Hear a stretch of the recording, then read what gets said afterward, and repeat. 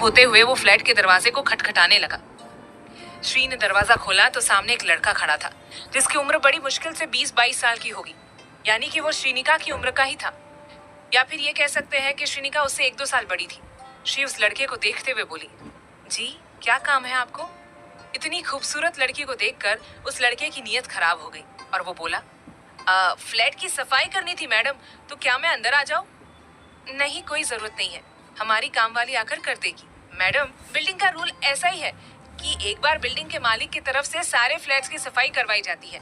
और वैसे भी अब दिवाली आने वाली है तो साफ सफाई तो करनी ही पड़ेगी, वरना मालिक हमें डांटेंगे। हम ज्यादा नहीं, थोड़ी सी सफाई करके चले जाएंगे। श्री ने हाँ कहा और वो लड़का अंदर आ गया। वो हॉल में साफ सफाई कर रहा था और श्री रूम में अपना कुछ सामान पैक कर रही थी।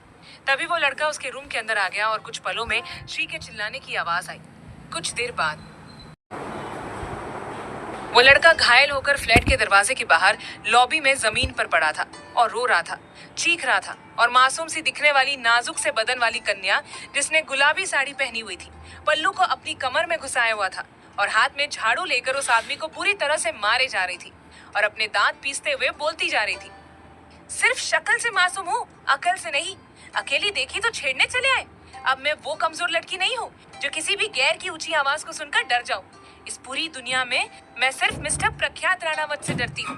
अब मैं श्रीनिका प्रख्यात सिंह राणावत हूँ। खाल उतार दूंगी अगर मुझे गंदी नजर से देखा भी तो। इतना कहकर श्रीनिका उस लड़के को मारने लगी।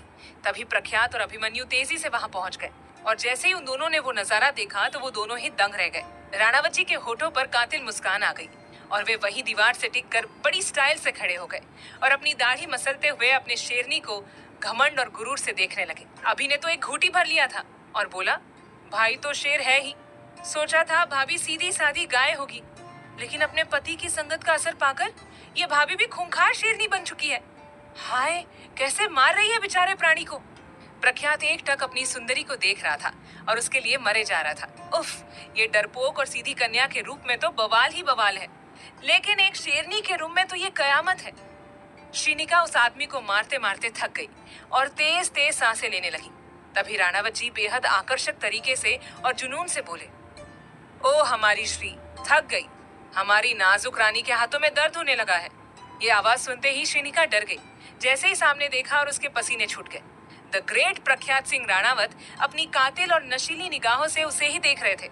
अपने पति को देखते ही श्री ने तुरंत झाड़ू उस आदमी के ऊपर फेंक दिया और तेजी से वहां से भागकर घर के अंदर चली गई।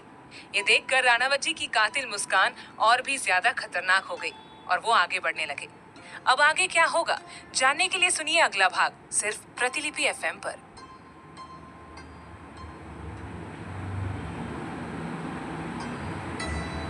भाग 78। प्रख्यात एकटक अपनी सुंदरी को देख रहा था और उसके लिए मरे जा रहा था। उफ, ये डरपोक और सीधी कन्या के रूप में तो बवाल है, लेकिन एक शेरनी के रूप में तो कयामत ही है। श्रीनिका उस आदमी को मारते मारते थक गई और तेज तेज सांसें लेने लगी। तभी राणावत जी बेहद आकर्षक तरीके से और जुनून से बोले, ओ हमारी श्री, थक गई। हमारी नाजुक रानी के हाथों में दर्द होने लगा है। ये आवाज सुनते ही श्रीनिका झेप गई। उसने जैसे ही सामने देखा तो उसके पसीने छूटने लगे। द ग्रेट प्रख्यात सिंह राणावत अपनी कातिल और नशीली निगाहों से उसे ही देख रहे थे। अपने पति को देखते ही श्री ने तुरंत झाड़ू उस आदमी के ऊपर ही फेंक दिया और तेजी से वहां से भागकर घर के अंदर चली गई। ये देखकर राणावत जी की कातिल मुस्कान और भी ज्यादा खतरनाक हो गई और वो आगे बढ़ने लगे। राणावत जी जमीन पर पड़े उस आदमी के पास आए और अपनी दाढ़ी मसलते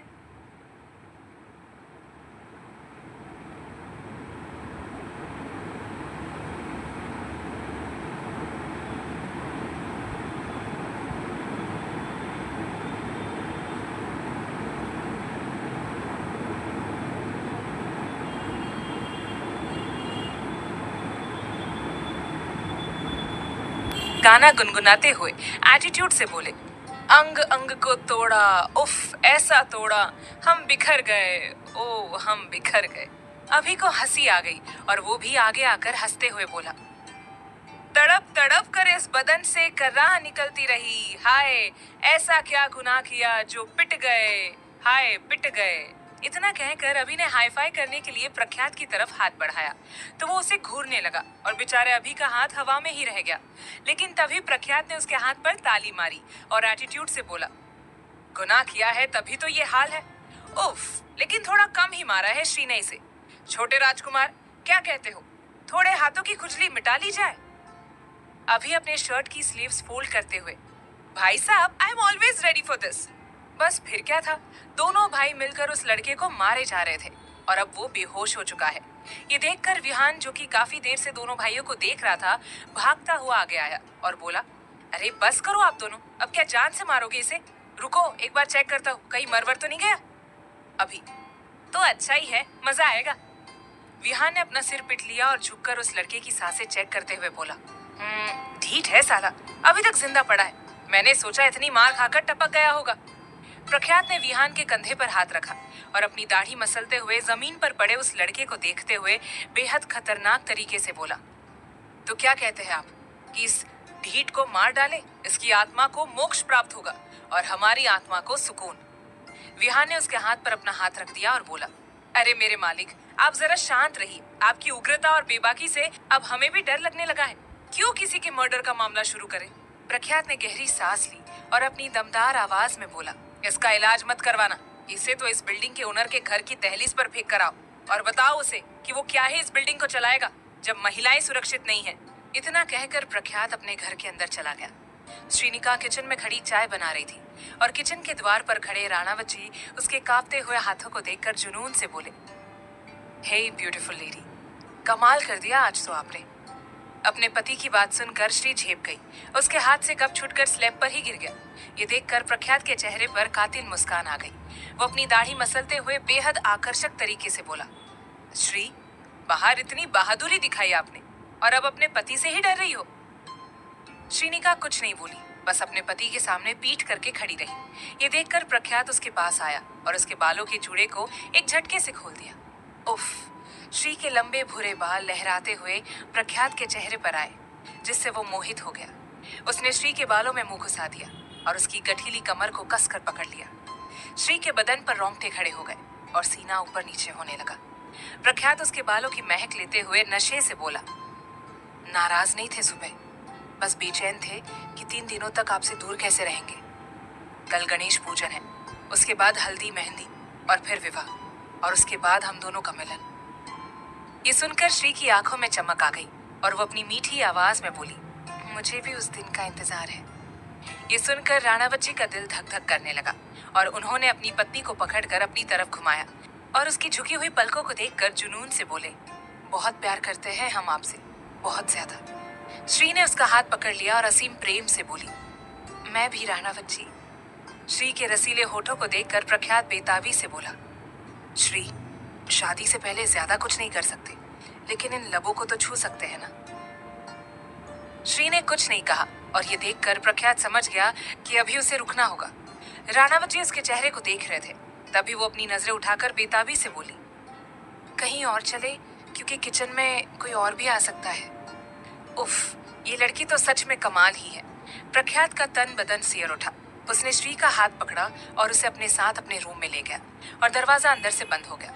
श्रीनिका दीवार से चिपक कर खड़ी अपनी बेताब और जुनून से पूर्ण निगाहों से अपने जुनूनी पति को देख रही थी, जो धीरे धीरे उसके करीब आ रहा था। अपने पति को देखकर श्री ने अपनी मुट्ठी भींच ली और तेज तेज सांस लेने लगी। तभी प्रख्यात उसके बेहद करीब आ गया और उसकी नाक से अपनी नाक रगड़ते हुए जुनून से बोला, खा जाओ आपको। श्रीनिका तेज सांस लेते हुए बोली, अभी नहीं। बहुत तड़पा रही हो श्री, कसम से जिस दिन पूरी हाथ लगोगी आपकी हालत खराब हो जाएगी। शर्म और उत्तेजना के कारण श्री ने प्रख्यात की शर्ट को कसकर पकड़ लिया और बेताब होकर बोली, मैं उस दिन का इंतजार करूंगी जिसमें सिर्फ हम दोनों होंगे और कोई नहीं। श्रीनिका के इतना कहते ही प्रख्यात ने उसके होठों पर अपने होठ रख दिए और सवार हो गया अपनी पत्नी के लबों पर। श्री आज उसका साथ दे रही थी, यानी कि सामने से उसे चूमने की कोशिश कर रही थी। उसकी इस कोशिश ने प्रख्यात को पागल कर दिया और उसने श्री को पकड़कर सीधा बेड पर गिरा दिया और खुद उसके ऊपर चढ़ गया। दोनों नशे में चूर होकर एक दूसरे की आंखों में देखे जा रहे थे। तभी श्री ने बेहद आकर्षक तरीके से प्रख्यात के सीने पर हाथ रखा और उसकी शर्ट के बटन खोलने लगी। ये देखकर प्रख्यात के चेहरे पर कातिल मुस्कान आ गई और वो उस बेताब और बेसब्र लड़की को देखकर बोला, सेवन करना चाहती हो अपने पति का, खाना चाहती हो अपने पति को। श्री ने शर्म से अपनी नजरें चुरा ली और उसका सीना ऊपर नीचे होने लगा, जिसे देखकर प्रख्यात से अब कंट्रोल करना मुश्किल हो गया और उसने एक झटके में अपनी शर्ट उतारकर फेंक दी। प्रख्यात की चेस्ट देखकर श्री के मुंह से आवाज निकली, प्रख्यात, हाँ, आपका ही है सब कुछ। श्री बेचैन हो गई और उसने प्रख्यात को बेड पर लिटाकर खुद उसके ऊपर आ गई। प्रख्यात का सीना ऊपर नीचे होने लगा, यूं अपनी पत्नी को अपने ऊपर देखकर। वही श्री अपने पति के सीने को देखकर पागल हुए जा रही थी। कितना हॉट और हसीन है ये। श्री ने उसके सीने पर अपने हाथ रखे और उत्तेजित होने लगी। उसकी छुअन से प्रख्यात ने अपनी आंखें बंद कर ली और तेज तेज सांस लेने लगा। श्री ने झुककर उसके सीने को चूमा तो प्रख्यात सियर उठा। उसने श्री के लंबे बालों को कसकर पकड़ लिया, लेकिन तभी उन दोनों के कान में आवाज आई, भाभी कहाँ हो? ये सुनते ही श्री झेप गई और तुरंत प्रख्यात के ऊपर से हटकर एक तरफ खड़ी हो गई। प्रख्यात को इतना ज्यादा गुस्सा आया कि उसने बगल रखे तकिए को उठाया और सीधा सामने दरवाजे पर दे मारा। श्री उसे देखकर डर गई और तुरंत रूम से बाहर निकल गई। वही प्रख्यात बेड से उठा, उसने अपनी शर्ट पहनी और रूम से बाहर निकलकर हॉल में आया, जहां सोफे पर विहान और अभी बैठे हुए आपस में बातचीत कर रहे थे और श्री विहान के बगल में खड़ी थी। प्रख्यात ने उन तीनों को घूरा और बोला, क्या हुआ? अपने अपने काम पर जाओ ना आप दोनों। विहान, जाने ही वाले थे, फिर सोचा क्यों ना श्रीनिका के हाथों से बनी चाय और नाश्ता करके जाए। अभी, यस भाभी, हमारे लिए पोहा बनाना। श्री ने हाँ में अपनी गर्दन हिला दी। तभी प्रख्यात अपनी दमदार और रौबदार आवाज में बोला, यहाँ कोई रेस्टोरेंट नहीं खोला है श्री ने, जो अलग अलग फरमाइश चल रही है, जो बना है वही खा लो। अभी ने मुंह बनाया और प्रख्यात अपनी सख्त आवाज में बोला, जाइए मैडम, अब आप क्यों हमें घूर रही है? जब घूरना होता है तब तो घूरती नहीं। श्री जल्दी से किचन में भाग गई। उसके जाते ही प्रख्यात भी सोफे पर आकर बैठ गया और सीरियस होकर बोला, विहान, इस तरह अकेला नहीं छोड़ना चाहिए था श्री को। ये तो रहवासी एरिया है, कोई दिक्कत नहीं हुई, मगर कहीं अनजान जगह होती तो खतरा हो जाता। मर्दों को पता नहीं क्या हो गया है जो हर लड़की पर अपनी दरिंदगी दिखा रहे हैं। विहान, भाई, मैं आगे से ख्याल रखूंगा। वैसे देश में घुसपैठिए भरे पड़े हैं जो कि ऐसे गलत काम करते हैं और बदनाम पूरा देश और पुरुष समाज होता है। सरकार को कड़क कानून लाने चाहिए ऐसे घुसपैठियों के लिए और इन्हें देश से बाहर निकाल देना चाहिए। प्रख्यात अपनी टांग पर टांग रखते हुए अपनी दमदार आवाज में बोला, सरकार तो अपना काम करती है, लेकिन इस देश में ही कई गद्दार भरे पड़े हैं जो भारत को आगे बढ़ते हुए नहीं देख सकते, वरना इनकी विदेशों से फंडिंग बंद हो जाएगी तो सड़क पर आ जाएंगे ये गद्दार। बट होप सो कि सरकार कुछ तो करेगी इन घुसपैठियों को बाहर फेंकने के लिए। हमारे देश का संसाधन ये बाहरी लोग यूज करते हैं, जैसे कि सरकार की जो आवास योजना है वो आम और गरीब भारतीयों के लिए है, लेकिन इसका दुरुपयोग ये घुसपैठिया ज्यादा करते हैं, जिससे कि मूल भारतीय परेशान होते हैं। अभी हैरानी से बोला, भाई साहब, राजनीति में हो क्या जो इतनी जानकारी है आपको? विहान, भाई राजनीति में नहीं है, बल्कि राजनेता से इनकी जान पहचान बहुत ज्यादा है। अभी और विहान यूं ही प्रख्यात से दूरी बनाकर दुनिया भर का ज्ञान लेने लगे। कुछ देर बाद श्री सबके लिए चाय और पोहा लेकर आई और डाइनिंग टेबल पर रखते हुए बोली, आप तीनों आ जाइए। पोहे की खुशबू लेते ही अभी तुरंत डाइनिंग टेबल के पास चला गया और जल्दी से चेयर पर बैठ गया। श्री उसे नाश्ता सर्व करने लगी और उसके बाद विहान और प्रख्यात भी आकर बैठ गए। श्री ने उन तीनों को नाश्ता सर्व किया और अपने पति की तरफ देखने लगी, जो कि मोबाइल स्क्रीन पर देखते हुए नाश्ता कर रहा था। ये देखकर उसने मुंह बनाया और अपने मन में बोली, सच में ये मर्द जात ही ऐसी होती है, जब इनका मन हो तो रोमांटिक बन जाते हैं और जब काम हो तब ऐसे सख्त बन जाते हैं। श्री उसे ही देखती रही और कुछ देर बाद प्रख्यात विहान के साथ कंपनी के लिए निकल गया और श्री अभी के साथ घर के लिए निकल गई। पूरे रास्ते वो उदास बैठी थी। तभी उसका मूड ठीक करने के लिए अभी बोला, अच्छा भाभी, आइसक्रीम खाना चाहेगी आप? श्रीनिका, नहीं, हिमा से तो मिलना चाहेंगी ना? आज वो बिजी है। अभी मुंह बनाते हुए बोला, सही कहा, वो है ही ऐसी, हमसे भी बात करने की जरूरत नहीं समझती वो निर्मोही लड़की। श्री कुछ नहीं बोली। तभी अभी बोला, वैसे एक आइडिया है, हम दोनों भाई साहब की कंपनी चलते हैं, उन्हें सरप्राइज देते हैं, मजा आएगा। ये सुनकर श्री की आंखों में चमक आ गई और उसने हाँ कह दिया। कुछ देर बाद वो दोनों देवर भाभी प्रख्यात की कंपनी यानी कि राणावत ग्रुप ऑफ इंडस्ट्रीज पहुंच गए। प्रख्यात को अंदाजा तक नहीं था कि उसकी पत्नी आज उसको सरप्राइज देने कंपनी आ रही है। अभी ने विहान को भी बुला लिया था और अब वो तीनों मिलकर आगे बढ़ने लगे। तभी विहान बोला, अभी तो उनकी मीटिंग चल रही है, इसलिए श्रीनिका तुम उनके कैबिन में बैठकर उनका इंतजार करो।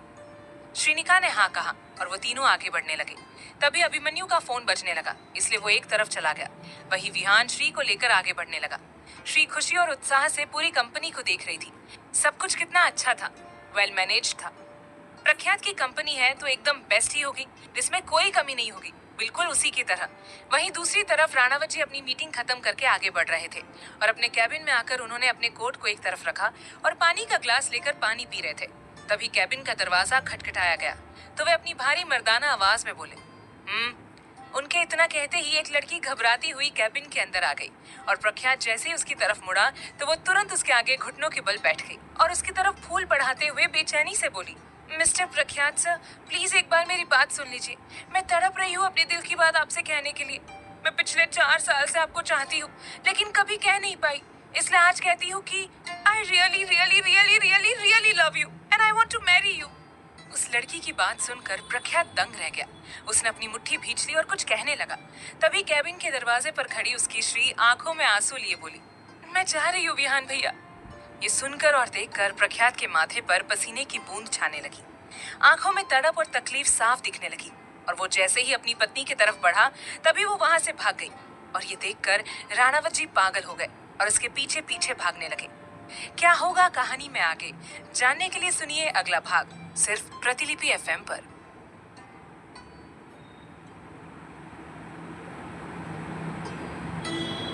भाग 79। एक लड़की घबराती हुई कैबिन के अंदर आ गई और प्रख्यात जैसे ही उसकी तरफ मुड़ा तो वो तुरंत उसके आगे घुटनों के बल बैठ गई और उसकी तरफ फूल बढ़ाते हुए बेचैनी से बोली, मिस्टर प्रख्यात सर, प्लीज एक बार मेरी बात सुन लीजिए।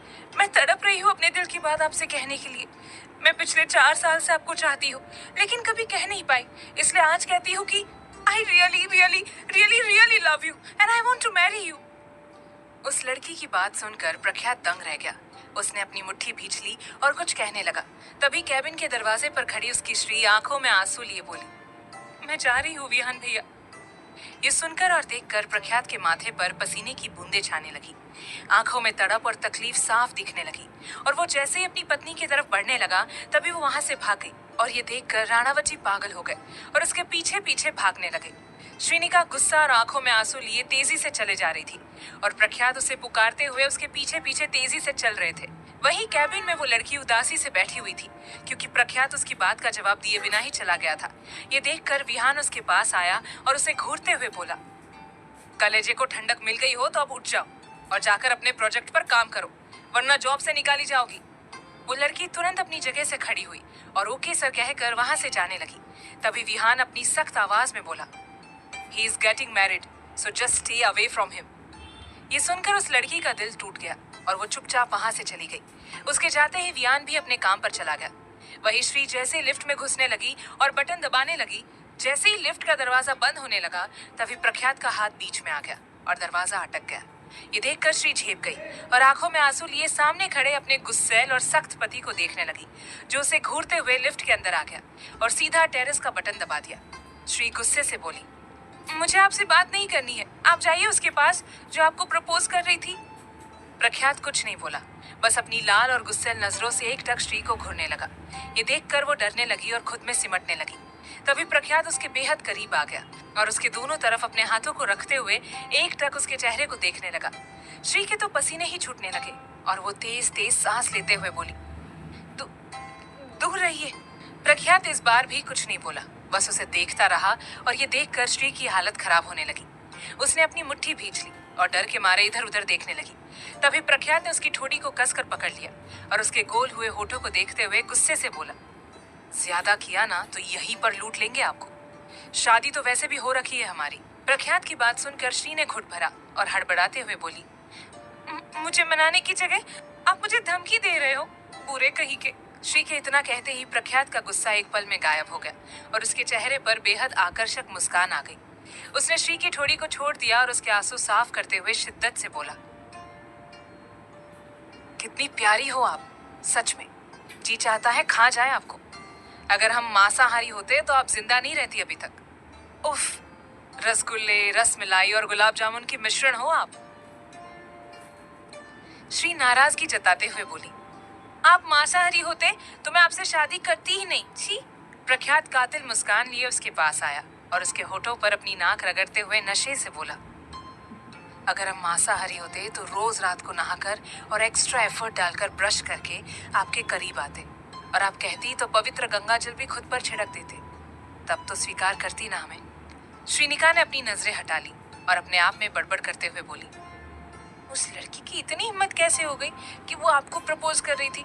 आप उसे मना नहीं कर सकते थे क्या? प्रख्यात कातिल मुस्कान लिए बोला, अब क्या करें, हम है ही इतने हॉट और हैंडसम कि लड़कियां मरती हैं हम पर। हमारी एक नजर को भी तरसती है, हमसे जुड़े रहना चाहती है और हमारे साथ शादी करना चाहती है। ये सुनते ही श्री की आंखें भर आई और वो देखते ही देखते रोने लगी। ये देखकर प्रख्यात बेचैन हो गया और श्री को छूने लगा तो उसने अपने पति के सामने पीठ कर ली और सुबक सुबक कर रोने लगी। प्रख्यात उसके बेहद करीब आया, उसकी कमर को कसकर पकड़ लिया और उसके बालों में मुंह घुसाकर जुनून से बोला, लेकिन हम आपके ऊपर मरते हैं। हम तरसते हैं कि कब आप हमारे सामने देखो, हमसे नजरें मिलाओ, हमारी बाहों में आओ, हमसे बातें करो, सिर्फ और सिर्फ हमें देखती रहो। उफ श्री, आपको अंदाजा तक नहीं है कि ये प्रख्यात आपसे किस हद तक प्यार करता है। I am madly in love with you. ये सुनते ही श्री की आंखों में चमक आ गई और आंसू जैसे गायब ही हो गए। वो तुरंत प्रख्यात की तरफ मुड़ी और अपनी नजरें झुकाकर अदा और नजाकत से बोली, मतलब दुनिया जिसकी दीवानी है वो हमारे दीवाने हैं। प्रख्यात का तन बदन सियर उठा और वो उसके पास आकर उसके चेहरे पर फूंक मारते हुए जुनून से बोला, पागल है हम आपके लिए, अब बस जल्दी से शादी हो जाए। ये सुनकर श्री के गाल लाल हो गए। ये देखकर प्रख्यात की आंखों में नशा छाने लगा। उसने अपने बीवी के करीब आकर उसके गाल पर अपने होठ रख दिए। उफ, ये छुअन पाते ही श्री ने प्रख्यात के कोट को कसकर पकड़ लिया और राणावत जी दीवानों की तरह उसके गाल को चूमे जा रहे थे और धीरे धीरे उसका गाल चबाना शुरू कर देते हैं। दोनों को असीम सुख की प्राप्ति हो रही थी। कुछ देर बाद श्री अभी के साथ घर के लिए निकल गई, जहाँ पर शिप्रा जी और रवीना जी उसे अपने साथ ले गई। शिप्रा जी ने उसके हाथ में लहरिया प्रिंट की हैवी साड़ी और कुछ गहने थमा दिए और बोली, कल सुबह 9 बजे गणेश पूजन है, तो आपको ये साड़ी और गहने पहनने हैं, ठीक है? श्रीनिका ने हाँ में अपनी गर्दन हिला दी और अपने कमरे में चली गई। रात के 9 बजे के आसपास डिनर हो जाने के बाद सब लोग अपने अपने कमरे में चले गए, लेकिन राणावत जी की आंखों में नींद गायब थी। उनकी खुशी का ठिकाना नहीं था कि कब वो दिन आएगा जब उनकी श्री से उनकी शादी होगी। वही श्री अपनी सासुमा के बगल में बेड पर लेटी थी, मुस्कुरा रही थी, कल के दिन का इंतजार कर रही थी। दोनों के तन बदन में आग लगी हुई थी, एक दूसरे को पाने की, एक दूसरे के करीब आने की। श्री चुपचाप लेटी हुई थी, तभी उसका फोन वाइब्रेट हुआ। उसने अपने मोबाइल स्क्रीन को देखा तो मुस्कुराकर उठी और बेड से उठकर बाथरूम के अंदर चली गई और कॉल अटेंड किया। तभी सामने से बेहद आकर्षक और शानदार आवाज आई, श्री। इस शिद्दत और जुनून भरी आवाज को सुनकर श्री ने सुकून से अपनी आंखें बंद कर ली और असीम प्रेम से बोली, राणावत जी। उफ, ये मीठी और मनमोहक आवाज सुनकर प्रख्यात ने तड़प और तलब से अपनी आंखें बंद कर ली और बेताबी से बोला, श्री, हमारी बाहें तड़प रही हैं आपके लिए, please come to me. Shri का दिल जोर शोर से धड़कने लगा। उसने अपना फोन कसकर पकड़ा और बोली, मुझे भी आपके पास आना है, क्या करूं? प्रख्यात, श्री आप रूम का दरवाजा खोलो, हम आते हैं। बेचैनी और बेताबी से श्री बोली, प्लीज जल्दी आइए। प्रख्यात, हाँ बेटा, तुरंत आ रहे हैं। श्रीनिका जल्दी से रूम के दरवाजे के पास आई। बिना आवाज किए उसने रूम का दरवाजा खोला और जैसे ही बाहर आई तभी प्रख्यात ने उसे अपनी बाहों में खींच लिया और उसे गोद में उठाकर किसी दूसरे रूम में ले गया। उस रूम के बेड पर राणावत जी की गोद में श्री बैठी हुई थी और उसके सीने पर हाथ रखकर उनकी बातें सुन रही थी। प्रख्यात उसके प्यार में पागल हो चुका था कि उसके बिना एक रात भी नहीं रह पा रहा था। प्रख्यात ने उसके माथे को चूमा और प्यार से बोला, अच्छा श्री, सब कुछ ठीक तो है ना? हमारा मतलब पेट में कुछ गड़बड़ तो महसूस नहीं होती है ना? श्रीनिका, ऐसा क्यों कह रहे हैं आप? प्रख्यात ने गहरी सांस ली और कहा, दरअसल हमें ऐसा लग रहा है कि उस रात जब हम दोनों फ्लैट में थे तब हम दोनों एक दूसरे के करीब आए थे, तो शायद हमसे भूल हुई थी श्री। ऐसा हमें लग रहा है, यकीन नहीं है, लेकिन फिर भी शक हो रहा है कि कहीं उस भूल की वजह से आप प्रेग्नेंट ना हो जाए। ये सुनकर श्री हिचकिचाते हुए बोली, लेकिन आप तो बच्चा चाहते हैं ना, तो दिक्कत क्या है? प्रख्यात, चाहते तो है, लेकिन इतनी जल्दी भी नहीं है, अभी 1 साल तो रुक ही सकते हैं। श्रीनिका, हमें ऐसा कुछ तो फील नहीं हो रहा है, इस बार अगर पीरियड नहीं आए तो जरूर कुछ गड़बड़ होगी। प्रख्यात, काफी देर तक दोनों इसी बारे में बात कर रहे थे और देर रात को जब श्री के वापस जाने का समय हुआ तो प्रख्यात ने उसे बेड पर लिटा दिया और उसके होठों पर टूट पड़ा। चूमते हुए उसने श्री की जीभ को काटना शुरू कर दिया और उसके ऊपर हावी होने लगा। बड़ी मुश्किल से उन दोनों ने अपनी भावनाओं को कंट्रोल किया और प्रख्यात ने श्रीनिका को उसके कमरे में छोड़ दिया और खुद अपने कमरे में सोने के लिए चला गया। ये वक्त इन दोनों के लिए बहुत मुश्किल था क्योंकि वो दोनों पूरी रात एक दूसरे के साथ रहना चाहते थे, लेकिन मजबूरी थी, दूरी बनानी पड़ रही थी। अगले दिन सुबह जल्दी ही श्रीनिका नहा धोकर तैयार हो गई। उसने अपने सासुमाँ द्वारा दी गई साड़ी को पहन लिया और आईने में देखकर गहने धारण करने लगी। पूरी तरह से तैयार होने के बाद उसने स्वयं को आईने में देखना शुरू किया और मुस्कुराने लगी। आज उसे अपनी खूबसूरती से भी फर्क पड़ रहा था क्योंकि अब उसकी जिंदगी में प्रख्यात है जो जब देखो तब उसकी तारीफ करता रहता है। इससे पहले श्री को कभी अपनी खूबसूरती से कोई फर्क नहीं पड़ रहा था। वो बस ऐसे ही अपनी जिंदगी को जी रही थी। अब उसकी इच्छा होती है कि वो सजे सवरे, गहने पहने, नील पॉलिश लगाए और तरह तरह के कपड़े पहने ताकि उसका पति उसे देखकर खुश रहे। वो अपने आप को देखे जा रही थी। तभी रवीना जी रूम में आई और उसके रूप को देखकर खुशी से बोली, हे राम जी, किसी की नजर ना लग इस प्यारी सी गुड़िया जैसी लड़की को। श्रीनिका उनकी तरफ मुड़ी तो रवीना जी भावुक होकर उसे ऊपर से नीचे तक देखने लगी। उन्होंने श्री को नजर का टीका लगाया और प्यार से बोली, धन्य हो गए हम सभी आपको पाकर। चलिए, आपके दूल्हे राजा भी आ चुके हैं, आप ही का इंतजार कर रहे हैं, वो भी बड़ी बेताबी से। श्रीनिका शर्माने लगी और अपनी मासी सास के साथ बड़ी अदा और नजाकत से आगे बढ़ने लगी। नीचे हॉल के बीचों बीच गणेश पूजन होने वाला था। पूरा परिवार वहीं मौजूद था। बीचों बीच आसन पर प्रख्यात सिंह राणावत अपनी शान और रौब से बैठे हुए थे और पंडित जी से कुछ बातचीत कर रहे थे। तभी उनके कानों में पायल की छन छन सुनाई दी, जिसे सुनकर वो बेचैन और बेसब्र हो गए।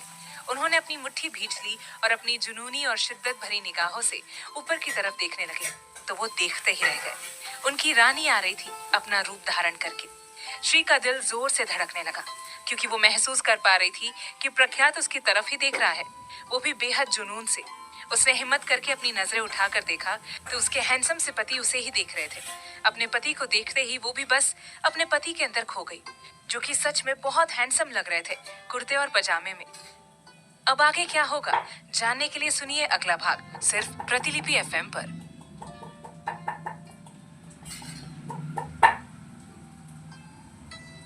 भाग 80। हॉल के बीचों बीच गणेश पूजन होने वाला था। पूरा परिवार वहीं मौजूद था। बीचों बीच आसन पर प्रख्यात सिंह राणावत अपनी शान और रौब से बैठे हुए थे और पंडित जी से कुछ बातचीत कर रहे थे। तभी उनके कानों में पायल की छन छन सुनाई दी, जिसे सुनकर वो बेचैन और बेसब्र हो गए। उन्होंने अपनी मुट्ठी भींच ली और अपनी जुनूनी और शिद्दत भरी निगाहों से ऊपर की तरफ देखा तो देखते ही रह गए। उनकी रानी आ रही थी अपना रूप धारण करके। श्री का दिल जोर शोर से धड़कने लगा क्योंकि वो महसूस कर पा रही थी कि प्रख्यात उसकी तरफ ही देख रहा है, वो भी बेहद जुनून से। उसने हिम्मत करके अपनी नजरें उठाकर देखा तो उसके हैंडसम से पति उसे दिखाई दिए। अपने पति को देखते ही वो भी बस अपने पति के अंदर खो सी गई, जो कि सच में बहुत हैंडसम लग रहे थे कुर्ते और पजामे में। प्रख्यात की निगाहों में असीम प्रेम और शिद्दत उमड़ आया अपनी सुंदर सी पत्नी को देखकर। उसकी नजरें तो श्री से हट ही नहीं रही थी। सच में वो कितनी ज्यादा सुंदर और शोभनीय लग रही थी। सभी लोग श्री को ही देख रहे थे और वो कन्या अपनी नजरें झुकाकर चुपचाप आगे बढ़ती जा रही थी। जैसे जैसे वो प्रख्यात के करीब आ रही थी वैसे वैसे राणावत जी का रोम रोम खिल रहा था और सांसें बढ़ती जा रही थी। परसों उनका विवाह हो जाएगा। उसके बाद उन दोनों के बीच किसी तरह की कोई दूरियां नहीं होगी, सिर्फ प्यार होगा। शिप्रा जी श्री के पास आई और उसके रूप को देखते हुए बोली, सुंदर लग रही हो श्रीनिका। इतना कहकर उन्होंने श्री को ठीक प्रख्यात के सामने बिठा दिया। राणावत जी अपनी आकर्षक मुस्कान लिए अपनी श्री के गाल, उसकी बड़ी बड़ी पलके, उसके रसीले होठ, तीखी नाक, राणावत जी की दीवानगी उनकी निगाहें बयां कर रही थी। सच में कितनी प्यारी और सुंदर है उनकी पत्नी। जी चाहता है कि बस देखते ही जाए। दोनों एक दूसरे के सामने बैठे हुए थे और पंडित जी ने यानी कि हमारे आदरणीय ब्राह्मण देवता ने गणेश पूजन की विधि आरंभ कर दी। पंडित जी गणेश पूजन करते हुए बोले, वक्रतुंड महाकाय सूर्यकोटि समप्रभ निर्विघ्नं कुरु मे देव सर्वकार्येषु सर्वदा। इस मंत्र का अर्थ है, अर्थात जिनकी सूंड घुमावदार है, जिनका शरीर विशाल है, जिनका तेज 1,00,000 सूर्यों के समान है। हे गणेश भगवान, मेरी कामना है कि आप श्री प्रख्यात गजेंद्र सिंह राणावत के सभी काम बिना किसी बाधा के शुभता के साथ पूरे करें। इस मंत्र का जाप करने से मन, बुद्धि और संकल्प मजबूत होता है और समृद्धि आती है। गणेश जी के इस मंत्र को अचूक माना जाता है। गणेश पूजन होने का तात्पर्य है कि अब से विवाह के शुभ कार्य शुरू होंगे। जैसा कि सनातन धर्म में कहा गया है कि कोई भी शुभ कार्य करने से पूर्व सर्वप्रथम गणेश जी भगवान का स्मरण किया जाता है। जो अगर गणेश जी भगवान को याद न किया जाए तो कोई भी कार्य पूरा नहीं हो सकता। ऐसा गणेश जी को वरदान मिला हुआ है उनके अपने पिता द्वारा, यानी कि देवों के देव महादेव द्वारा। तो श्रीमान प्रख्यात सिंह राणावत और उनकी होने वाली पत्नी के नाम से आज ही गणेश पूजन हो रहा है। आप दोनों हाथ जोड़कर सच्चे मन से और पवित्र होकर भगवान गणेश जी से अपने आने वाले जीवन के सफलता के लिए प्रार्थना कीजिए। और आप सभी लोग भी हाथ जोड़कर इन दोनों के नए जीवन की अच्छी शुरुआत के लिए प्रार्थना कीजिए। पंडित जी के इतना कहते ही प्रख्यात और श्री ने हाथ जोड़ दिए और अपने मन में अपने आने वाले जीवन के लिए प्रार्थना करने लगे। उन दोनों का मात्र एक ही उद्देश्य था कि वो दोनों हमेशा साथ में रहे और उनका विवाह उम्र भर चलता रहे। वो दोनों कभी दूसरे से दूर न जाए। वही बाकी परिवार वाले भी हाथ जोड़कर उन दोनों के लिए प्रार्थना करने लगे और घर की सुख समृद्धि के लिए प्रार्थना करने लगे। गणेश पूजा में ज्यादा लोग तो शामिल नहीं हुए थे क्योंकि अभी मेहमानों को नहीं बुलाना था। कल से सारे मेहमान आना शुरू हो जाएंगे या फिर शाम को भी आने वाले थे। अभी सिर्फ घर के लोग और विहान ही गणेश पूजन में शामिल हो रहे थे। शांति पूर्वक और बिना किसी विघ्न के पूजन हो जाने के बाद पंडित जी बोले, पूजन अच्छे से हो चुका है। अब आगे की विधि वो मैं आपको बताता हूँ कि कैसे क्या करना है, किस तरह निमंत्रण पत्र तैयार करने हैं। और सबसे पहला निमंत्रण पत्र गणपति जी को जाएगा, उसके बाद आपके कुल देवता और कुल देवी को, और उसके बाद आप जिन्हें भी देना चाहते हैं दे सकते हैं। गजेंद्र जी और मानसिंह जी ने हाथ जोड़कर हाँ कह दिया। कुछ देर बाद घर के सभी मर्द और पंडित जी हॉल में सोफे पर बैठे हुए थे और कुछ विचार विमर्श कर रहे थे विवाह से जुड़ी बातों पर। भोजन हो जाने के बाद पंडित जी का वापस जाने का समय हो गया। वो सबसे आज्ञा लेकर जाने लगे। तभी प्रख्यात ने श्रीनिका को आवाज लगाते हुए कहा, श्रीनिका। सिर पर पल्लू लगाते हुए सभ्य और संस्कृति से श्री तुरंत उसके पास आई और आदर से बोली, जी। प्रख्यात अपनी दमदार आवाज में बोला, आइए पंडित जी के पैर छूकर आशीर्वाद प्राप्त कीजिए। श्री ने हाँ कह दिया और दोनों पति पत्नी ने मिलकर एक साथ पंडित जी के पैर छुए और उनका आशीर्वाद प्राप्त किया। पंडित जी ने उन दोनों के सिर पर हाथ रखा और बोले, हमारी ईश्वर से यही कामना है कि आप दोनों हमेशा साथ में रहे और आने वाले समय में आप दोनों की जिंदगी में बहुत सी खुशियां आए।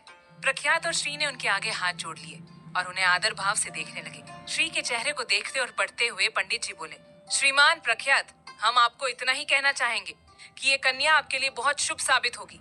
आने वाले समय में आपको पता चलेगा कि इनके साथ आपका रिश्ता जुड़ना आपके जीवन का सर्वश्रेष्ठ समय लाने वाला है। इस कन्या के कदम बहुत ही ज्यादा शुभ है इस पूरे परिवार के लिए, और इस कन्या से ही इस परिवार को, इस खानदान को अपना असली वारिस प्राप्त होगा, जो कि इस खानदान का नाम बहुत आगे लेकर जाएगा। हम अपने मन से आपको आशीर्वाद देते हैं कि आपकी कोख में जन्म लेने वाली संतान बहुत महान साबित होगी। खुश रहिए। पंडित जी की बातों ने श्रीनिका के रोंगटे खड़े कर दिए थे, क्योंकि वो महसूस कर पा रही थी कि उसके आसपास अचानक से सब कुछ सकारात्मक होने लगा था। उसकी आंखें भर आई थी और उसने अपने पेट पर हाथ रख लिया, क्योंकि वो खुद चाहती थी कि वो प्रख्यात की खुशी का कारण बने, उसके दुख का नहीं। अब वो अपनी पूरी जिंदगी इसी में लगा देगी कि हर तरह से वो प्रख्यात को खुश कर सके और इस खानदान को उनकी खुशियां दे सके। वहीं शिप्रा जी के दिल को भी सुकून मिल गया। उनको बस यही चाहिए था कि उनके घर में एक ऐसी बहू आए जो उन सब के लिए शुभ हो, जो उनके बेटे को खुशियां दे सके, जो इस खानदान को वारिस दे सके। उनको बस इतना ही चाहिए था। और पंडित जी का आशीर्वाद कभी खाली नहीं जाता, ये तो पूरी दुनिया जानती है। पंडित जी की बात सुनकर सबके चेहरे पर मुस्कान आ गई। वही प्रख्यात अपनी शिद्दत भरी निगाहों से अपनी पत्नी को देखने लगा, जो मन ही मन खुश हो रही थी और अपने पेट को देख रही थी। ये देखकर प्रख्यात मुस्कुराने लगा और बोला, आइए पंडित जी। पंडित जी के जाने के बाद सब लोग हॉल में ही थे, आपस में बातचीत कर रहे थे और विवाह की तैयारी में जुटे हुए थे। प्लानिंग बना रहे थे कि किस तरह से क्या करना है और किसको क्या काम करना है। वही रवीना जी के पास में खड़ी श्रीनिका अपनी भावुक निगाहों से एकटक अपने पति को देखे जा रही थी। ये वो इंसान है जिसने श्री को अंधेरे से भरी हुई जिंदगी को उजाले में लाकर खड़ा कर दिया है। आज श्री जहाँ पर है उसकी वजह और कारण सिर्फ और सिर्फ प्रख्यात है। अगर वो उस दिन नहीं आता तो श्री की पूरी जिंदगी बर्बाद हो जाती। श्री के लिए उसका भगवान प्रख्यात है। प्रख्यात ने जो कुछ किया उसके लिए वो कोई और नहीं कर सकता था। श्री ने कभी भगवान से ये नहीं कहा कि उसकी जिंदगी में ऐसा कोई इंसान भेजे, लेकिन उसने इतना जरूर कहा था कि उसकी जिंदगी के इन अंधेरों को दूर कर दे। तो बस भोलेनाथ ने उसकी पुकार सुन ली और तुरंत उसके जीवन में प्रख्यात सिंह राणावत को भेज दिया, जिसके प्यार में श्री पागल है और उसके लिए वो अपनी जान भी दे सकती है। वो भावुक होकर अपने पति को देख रही थी और धीमे धीमे करके उसकी तरफ बढ़ने लगी। हॉल के बीचों बीच राणावत जी खड़े थे और विहान से बात कर रहे थे। तभी श्रीनिका अपने सिर पर पल्लू लगाते हुए उसके पास आई। प्रख्यात उसे सवालिया नजरों से देखने लगा और श्री घुटनों के बल बैठ गई और प्रख्यात के दोनों पैर छूने लगी।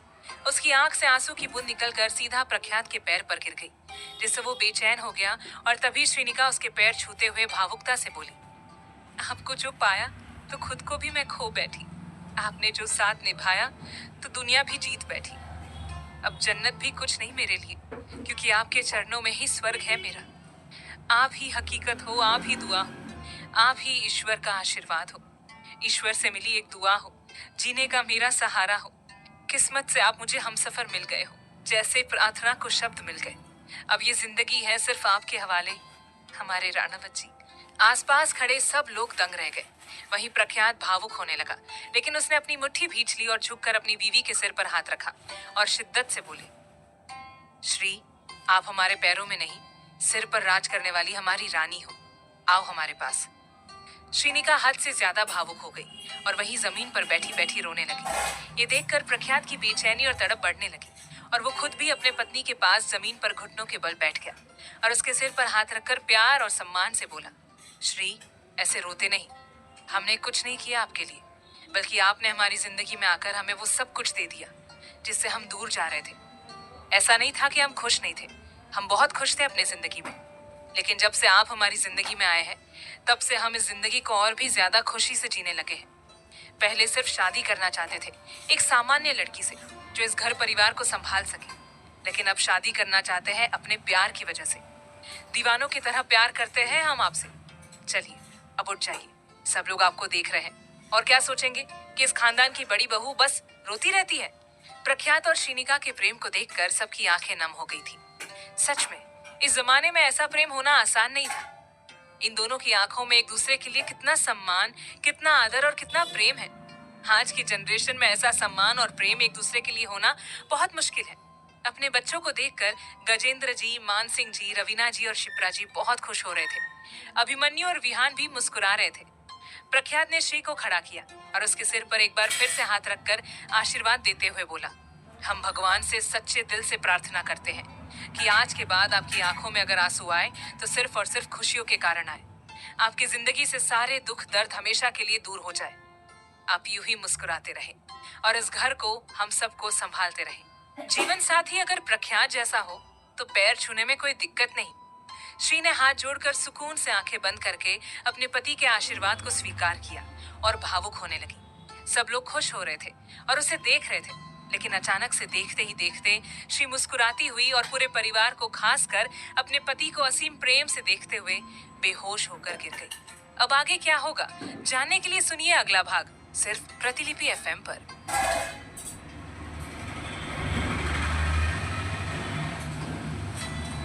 भाग 81। जीवन साथी अगर प्रख्यात जैसा हो तो पैर छूने में कोई दिक्कत नहीं। श्री ने हाथ जोड़कर सुकून से आंखें बंद करके अपने पति के आशीर्वाद को स्वीकार किया और भावुक होने लगी।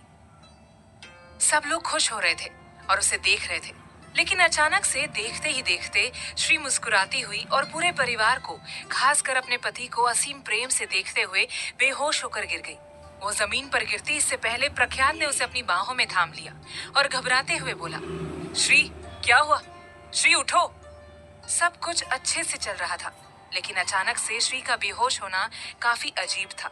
सब लोग घबरा गए और श्री को देखने लगे और प्रख्यात उसे अपनी गोद में उठाकर सीधा रूम में ले गया। कुछ देर बाद रूम में डॉक्टर आई हुई थी और श्री का चेकअप कर रही थी। उनके साथ रवीना जी और शिप्रा जी भी मौजूद थी। बाकी सभी मर्द हॉल में बैठे हुए थे, लेकिन प्रख्यात रूम के बाहर लॉबी में इधर से उधर टहल रहा था। उसका दिमाग गर्म हो रहा था। समझ नहीं आ रहा था कि अचानक से उसे क्या हुआ, कहीं फिर से कोई कमजोरी तो नहीं आई। राणावत जी गुस्से और तड़प से इधर उधर टहल रहे थे। तभी दीवार से टिक कर खड़ा विहान बोला, एक बात पूछे, अगर गुस्सा ना करो तो? प्रख्यात अपने दांत पीसते हुए बोला, देखते हैं आपकी बात किस लायक है। विहान गहरी सांस लेते हुए बोला। भाई, इतना गुस्सा करते हो, पूरे दिन चिल्लाते रहते हो, कई बार तो आपके माथे की नसें भी उभर कर दिखाई देती है। तो इतना बताओ, क्या रात में सिर दर्द की शिकायत नहीं रहती क्या आपको? नहीं मतलब हद है कि कोई इतना गुस्सा कैसे कर सकता है। विहान की बात सुनकर प्रख्यात ने उसे अपनी तेज और सख्त नजरों से घूरा और बड़े डरावने तरीके से बोला। मिस्टर साइकोलॉजिस्ट, फिलहाल हम आपके सवालों का जवाब देना उचित नहीं समझते हैं। इससे पहले कि अपने गुस्से का पूरा डोज आपको ही दे दें, कृपया करके यहाँ से प्रस्थान कीजिए। आपकी बड़ी मेहरबानी होगी हम पर। विहान झेप गया और तुरंत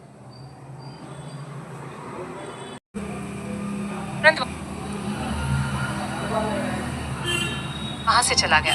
उसके जाते ही प्रख्यात अपनी दाढ़ी मसलते हुए सीरियस होकर बोला, कहीं श्री प्रेग्नेंट तो नहीं? लेकिन इतनी जल्दी कोई प्रेग्नेंट नहीं होता। अभी तो 2-3 दिन भी नहीं हुए हैं। लेकिन फिर उसे हुआ क्या है? Oh god, what the hell is going on? प्रख्यात बेचैन और परेशान हुए जा रहा था। तभी डॉक्टर रूम से बाहर निकल आई। उन्हें देखते ही प्रख्यात उनके पास आया और चिंतित होकर बोला, how she, what happened to her? Doctor, she is totally fine, बस वीकनेस हुई थी। सुबह से कुछ खाया नहीं है ना उन्होंने। Take care of yourself. ये सुनते ही प्रख्यात की भौएं आपस में मिल गई। उसने गुस्से से अपनी मुट्ठी भींच ली, लेकिन अभी वो कोई तमाशा नहीं करना चाहता था। आज गणेश पूजन हुआ था, ऐसे में उसे शांति बनाए रखनी होगी। लेकिन श्रीनिका ने फिर से वही लापरवाही की और वो अब बीमार पड़ गई। प्रख्यात उसे छोड़ेगा नहीं। प्रख्यात ने डॉक्टर से कुछ बातचीत की, उसके बाद उन्हें बाहर तक छोड़ आया। वही श्री बेड पर बैठी घबरा रही थी और डर के मारे बार बार रूम के दरवाजे को देखे जा रही थी कि कभी भी प्रख्यात आता ही होगा और उसके ऊपर गुस्सा करेगा, चिल्लाएगा कि उसकी तबीयत आज फिर से खराब हो गई, वो भी खाना ना खाने की वजह से। रवीना जी ने उसे पानी पिलाया और प्यार से बोली, आपने कुछ खाया क्यों नहीं बेटा? श्री पानी पीते हुए डरते हुए बोली, वो मैं भूल गई थी। शिप्रा जी थोड़े गुस्से से बोली, श्रीनिका, आपको एक ही बात कितनी बार समझानी पड़ेगी? उस दिन भी प्रख्यात ने सबके सामने आपको डांटा था, समझाया था, लेकिन आज फिर आपने वही गलती दोहराई। इतनी कितनी कमजोर है आप कि आप इस तरह बेहोश हो जाती है। ये सही नहीं है। जिंदगी आगे बहुत बड़ी है, ऐसे काम नहीं चलेगा। जरा अपने और अपने पति के भविष्य के बारे में सोचा करो। शिप्रा जी की बात सुनकर श्री ने अपनी नजरें झुका ली और पछताने लगी। शिप्रा जी ने गहरी सांस ली और बोली, देखिए श्रीनिका, हम पूछना तो नहीं चाहते थे और सच कहे तो पूछना चाहिए भी नहीं, लेकिन हमें अपने बेटे के भविष्य की चिंता है और उनका भविष्य आपसे जुड़ा है। तो आप हमें ये बताएं कि क्या आप दोनों के बीच अभी तक शारीरिक संबंध बने हैं या नहीं?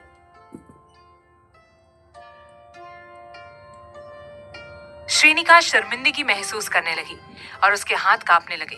तभी रवीना जी ने उसका हाथ पकड़ा और उसे शांत करते हुए बोली, घबराओ मत बेटा, खुलकर जवाब दो।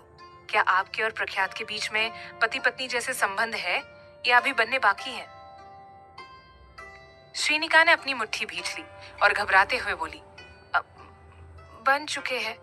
ये सुनकर शिप्रा जी को थोड़ा सुकून मिला और वो बोली, अपना ख्याल रखा कीजिए और जितना ज्यादा हो सके हेल्दी खाना खाइए। और रवीना, आप इनका ख्याल रखा कीजिए। हमें इनकी शादी के बाद तुरंत ही अपना पोता या पोती चाहिए ही चाहिए। इतना कहकर शिप्रा जी वहां से चली गई। रवीना जी ने श्री के गाल पर हाथ रखा और प्यार से बोली, ऐसे शर्मिंदगी महसूस करने की जरूरत नहीं है बेटा, ये तो सामान्य बात है, हर पति पत्नी के बीच में होता ही है, तभी तो हमारा वंश आगे बढ़ता है। देखिए, आपको दीदी की बात का बुरा मानने की जरूरत नहीं है, उन्हें बस आपकी और प्रख्यात की चिंता है। चलिए अब थोड़ी देर आराम कर लीजिए, हम आपके लिए जूस भिजवा देते हैं। रवीना जी वहां से चली गई। उनके जाते ही श्री ने अपने होठ भींच लिए और घबराते हुए बोली, अब मैं क्या करूं? ये मुझ पर बहुत गुस्सा करेंगे। मुझे भी क्या जरूरत थी भूखा रहने की, चुपचाप कुछ खा लेती तो ये दिक्कत ना होती। मुझे उनकी भावनाओं की कद्र करनी चाहिए। उन्होंने मुझे एक नई जिंदगी दी है, तो अब मुझे भी उनके प्रति अपने फर्ज निभाने चाहिए। जो कुछ उन्होंने मेरे लिए किया है उससे दुगना अब मुझे उनके लिए करना होगा। मानती हूँ जो उन्होंने किया उसकी बराबरी तो मैं नहीं कर सकती, लेकिन बदले में वो सब कुछ करूंगी जिससे राणावत जी को खुशियां मिले और पूरा परिवार खुश रहे। मुझे हिसाब चुकाना ही होगा। श्री ने जो कुछ भी कहा था उसका मतलब रूम के दरवाजे के पास खड़ी शिप्रा जी ने गलत निकाल लिया था। श्री तो बस कहना चाहती थी कि अब वो भी अपने पति से प्यार करना चाहती है और अपना फर्ज निभाना चाहती है। लेकिन उसके कुछ शब्द ऐसे थे जो उसकी बातों को गलत साबित कर रहे थे और सुनने वाले को ऐसा लग रहा था जैसे कि वो प्रख्यात से प्यार नहीं करती है, बस प्रख्यात ने उसके लिए जो कुछ भी किया है उसका बदला चुका रही है, एहसान के तले दबी हुई है, इसलिए अपना फर्ज निभा रही है। बाकी उसके दिल में प्यार नहीं है, सिर्फ सम्मान है, आदर है, रिस्पेक्ट है और एक बोझ है कि एक इंसान ने उसकी जिंदगी को इतना खूबसूरत बनाया है तो उसे भी बदले में कुछ ना कुछ करना चाहिए। श्री की बात सुनकर शिप्रा जी को बहुत दुख हुआ। उन्होंने अपने सीने पर हाथ रखा और दुखी होकर बोली, हे भगवान, इसका मतलब श्रीनिका प्रख्यात से प्यार नहीं करती, वो सिर्फ अपना फर्ज निभा रही है ताकि प्रख्यात खुश रहे। तो क्या वो प्यार का झूठा दिखावा करती है? लेकिन ऐसा नहीं हो सकता, हमने इन दोनों की आंखों में एक दूसरे के लिए प्यार देखा है। तो फिर ये ऐसी बातें क्यों कर रही है कि उसे हिसाब चुकाना है, कि हमारे बेटे का प्यार उसके लिए हिसाब है, एक कर्ज है जिसे वो चुकाना चाहती है? नहीं, ऐसा बिल्कुल नहीं हो सकता, हम ऐसा नहीं होने देंगे। शायद हमें सुनने में कोई गलतफहमी हुई होगी। श्री भी प्रख्यात से प्यार करती है और वो अपना प्यार का रिश्ता ही निभाना चाहती है, किसी तरह का कोई कर्ज नहीं चुकाना चाहती है। शिप्रा जी वहां से चली गई। उनका सोचना भी गलत नहीं था, उन्हें बस इतना चाहिए था कि उनके बेटे को एक ऐसी जीवन साथी मिले जो उनके बेटे को बहुत प्यार करे, उसका साथ निभाए, उसे ढेर सारी खुशियां दे। और प्रख्यात पागलों की तरह श्री से प्यार करता है, उसके लिए सभी के खिलाफ भी जा सकता है। लेकिन क्या श्री उससे प्यार नहीं करती है? और अगर ऐसी बात है और जब ये बात प्रख्यात को पता चलेगी तो उसका तो दिल टूट जाएगा, वो तो पागल सा हो जाएगा, फिर उसको हैंडल करना किसी के लिए भी आसान नहीं होगा। शिप्रा जी को अब यही चिंता खाने लगी। वहीं प्रख्यात श्री से मिलने गया ही नहीं क्योंकि उसे भयंकर गुस्सा आ रहा था और अगर ऐसे में वो उसके सामने जाता तो पक्का उसके ऊपर चीखता और वो रोने लग जाती। तो इससे बेहतर होगा कि दोनों एक दूसरे से दूर ही रहें।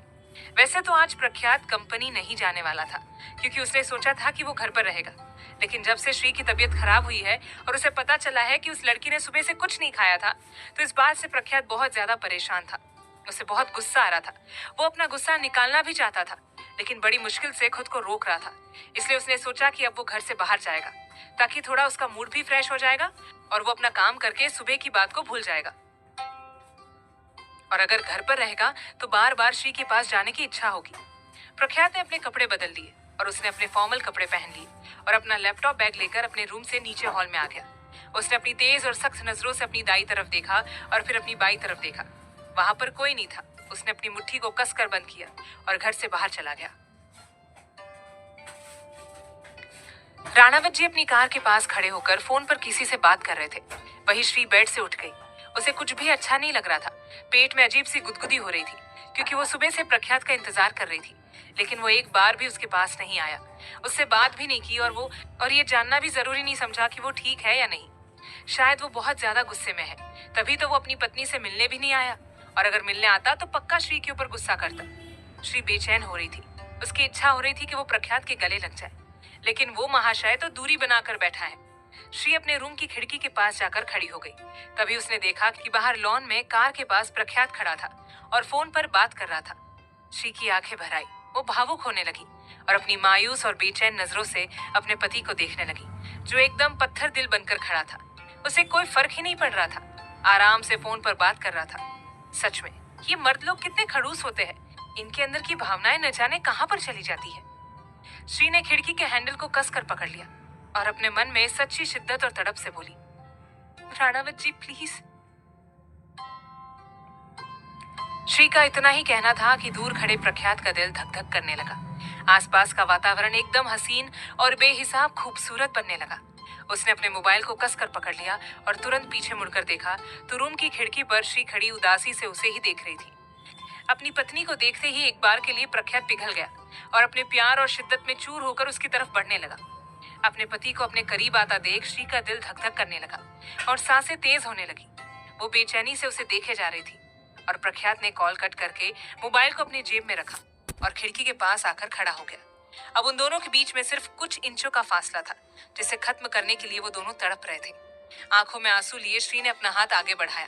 तभी प्रख्यात ने उसका हाथ कसकर पकड़ा और अपने दांत पीसते हुए गुस्से से बोला, आपको हमारी कोई बात माननी नहीं है, ये बात आज साबित हो चुकी है, तो फिर अब हमें आपसे कोई बात नहीं करनी है। इसे आप फाइनल समझ लीजिए। प्रख्यात की बात सुनते ही श्री दुखी हो गई और बोली, मेरी बात सुनिए, ऐसा कुछ भी नहीं है। मुझे सुबह उल्टी जैसा हो रहा था, इसलिए कुछ खाया नहीं। प्रख्यात ने उसका हाथ छोड़ दिया और अपनी सख्त आवाज में बोला, जाइए जाकर आराम कीजिए। हमसे बहस करके अपनी बची कुची ताकत भी बर्बाद मत कीजिए। प्रख्यात वहां से जाने लगा। तभी श्री ने उसका हाथ पकड़ लिया और तड़प से बोली, मैं आपके लिए कुछ भी कर सकती हूँ, क्योंकि आपने हमें एक नई जिंदगी दी है। प्लीज मुझसे नाराज मत होइए। प्रख्यात तुरंत उसकी तरफ मुड़ा और गुस्से से बोला, यहाँ पर कोई लेन देन का खेल नहीं चल रहा है कि हमने आपके लिए कुछ किया है तो आप भी करेंगी। आप क्या कोई एहसान चुका रही है? हम आपसे प्यार करते हैं, आपको सही सलामत देखना चाहते हैं, इसलिए इतनी फिक्र करते हैं। आप भी करती हो ना हमसे प्यार, या फिर नहीं? श्री हड़बड़ाते हुए बोली, हाँ। प्रख्यात ने उसे घूरा और वहां से चला गया। मासूम सी श्री खुद को संभाल नहीं पा रही थी और बेड पर उल्टी लेटकर तकिए में मुंह घुसाकर सुबक सुबक कर रोने लगी। शाम के 7 बजे प्रख्यात अपने कैबिन में चेयर पर बैठा हुआ था। उसके सामने एक आदमी खड़ा जो उदासी से बोला, सर, मुझे मेरी पत्नी के लिए बहुत कुछ करना है। उसने मेरे लिए अपने अमीर बाप का घर छोड़ दिया और अब मेरे लिए मेरा घर संभाल रही है, जबकि मैंने उससे मना भी किया था कि मुझसे शादी मत करो, मैं तुमसे प्यार नहीं करता हूँ, बस तुम मेरी अच्छी दोस्त हो। लेकिन वो मुझसे बहुत प्यार करती है, इसलिए मैंने उससे शादी कर ली और अब अपना एहसान चुका रहा हूँ। पूरी कोशिश कर रहा हूँ कि वो खुश रहे। प्लीज, मुझे इस जॉब की सख्त जरूरत है। उस आदमी की बात सुनकर प्रख्यात अपनी दाढ़ी मसलते हुए अपनी दमदार आवाज में बोला, सबसे पहली बात, उसने तुम्हारे ऊपर कोई एहसान नहीं किया है जो तुम चुका रहे हो। ये शब्द ही कितना गलत है कि किसी के सच्चे प्यार को तुम एहसान मान रहे हो। वो तुमसे प्यार करती है तो तुम भी उससे प्यार करो, कोई एहसान मत चुकाओ। वैसे तुम्हारे लिए एक काम है, ऐसा करो, तुम विहान से जाकर मिलो, वो तुम्हें समझा देगा। उस आदमी ने हाँ कह दिया और वहां से चला गया। वहीं शिप्रा जी परेशान हुए जा रही थी। उनके दिमाग में श्री के कहे शब्द गूंज रहे थे कि उसे हिसाब चुकाना है। शिप्रा जी से अब रहा नहीं गया और उन्होंने तुरंत प्रख्यात को कॉल कर दिया। अब आगे क्या होगा जानने के लिए सुनिए अगला भाग, सिर्फ प्रतिलिपि एफएम पर।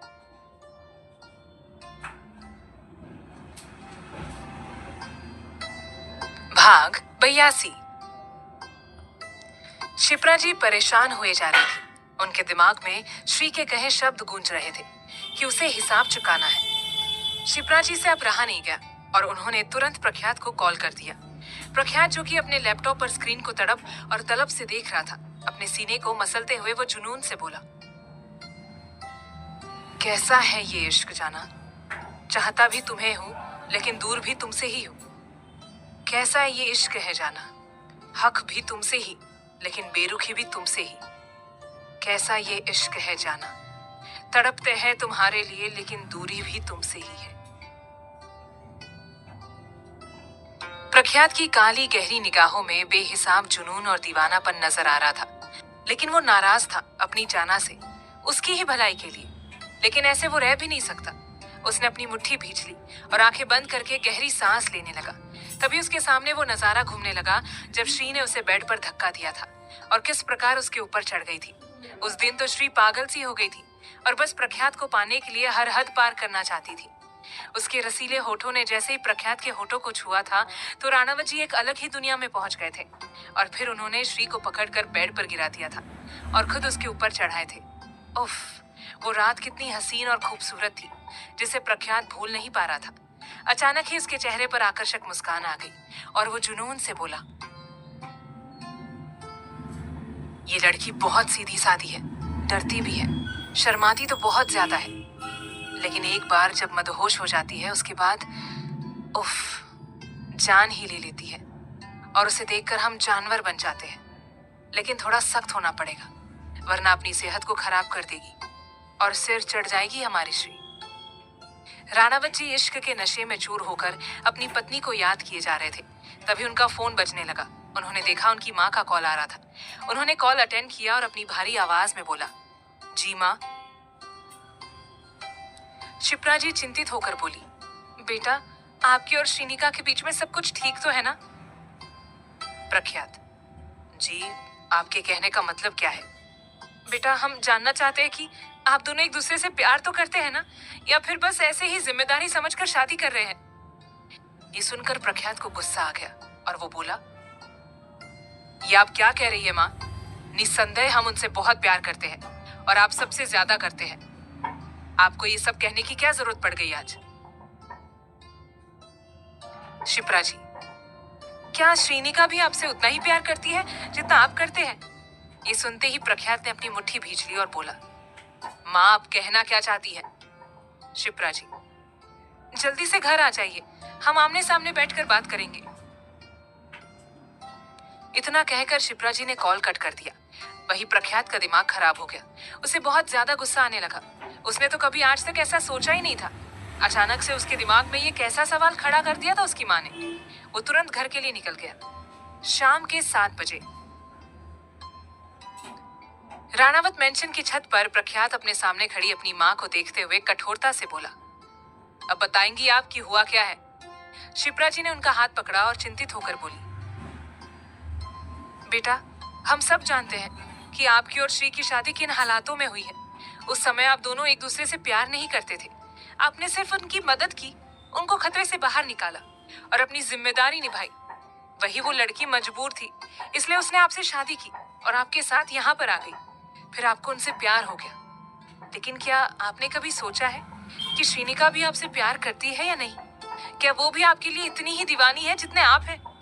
हम सब ने आपकी आंखों में जुनून देखा है अपनी पत्नी के लिए, दीवानों वाला प्यार देखा है, जो कि बहुत दुर्लभ होता है। आजकल के जमाने में हमें बहुत खुशी हुई ये देखकर कि हमारे बेटे को किसी से इतना प्यार है। लेकिन हम ये चाहते हैं कि आपको भी बदले में प्यार मिले, कोई आपको भी दीवानों की तरह प्यार करे, आपके लिए कुछ भी करे। इसलिए हमने आपकी शादी श्रीनिका से करवाने के बारे में सोचा, क्योंकि आपने कहा कि आप दोनों एक दूसरे से प्यार करते हैं, एक दूसरे के साथ रहना चाहते हैं। लेकिन हमें शक है बेटा कि श्रीनिका आपसे उतना प्यार नहीं करती जितना आप उनसे करते हैं।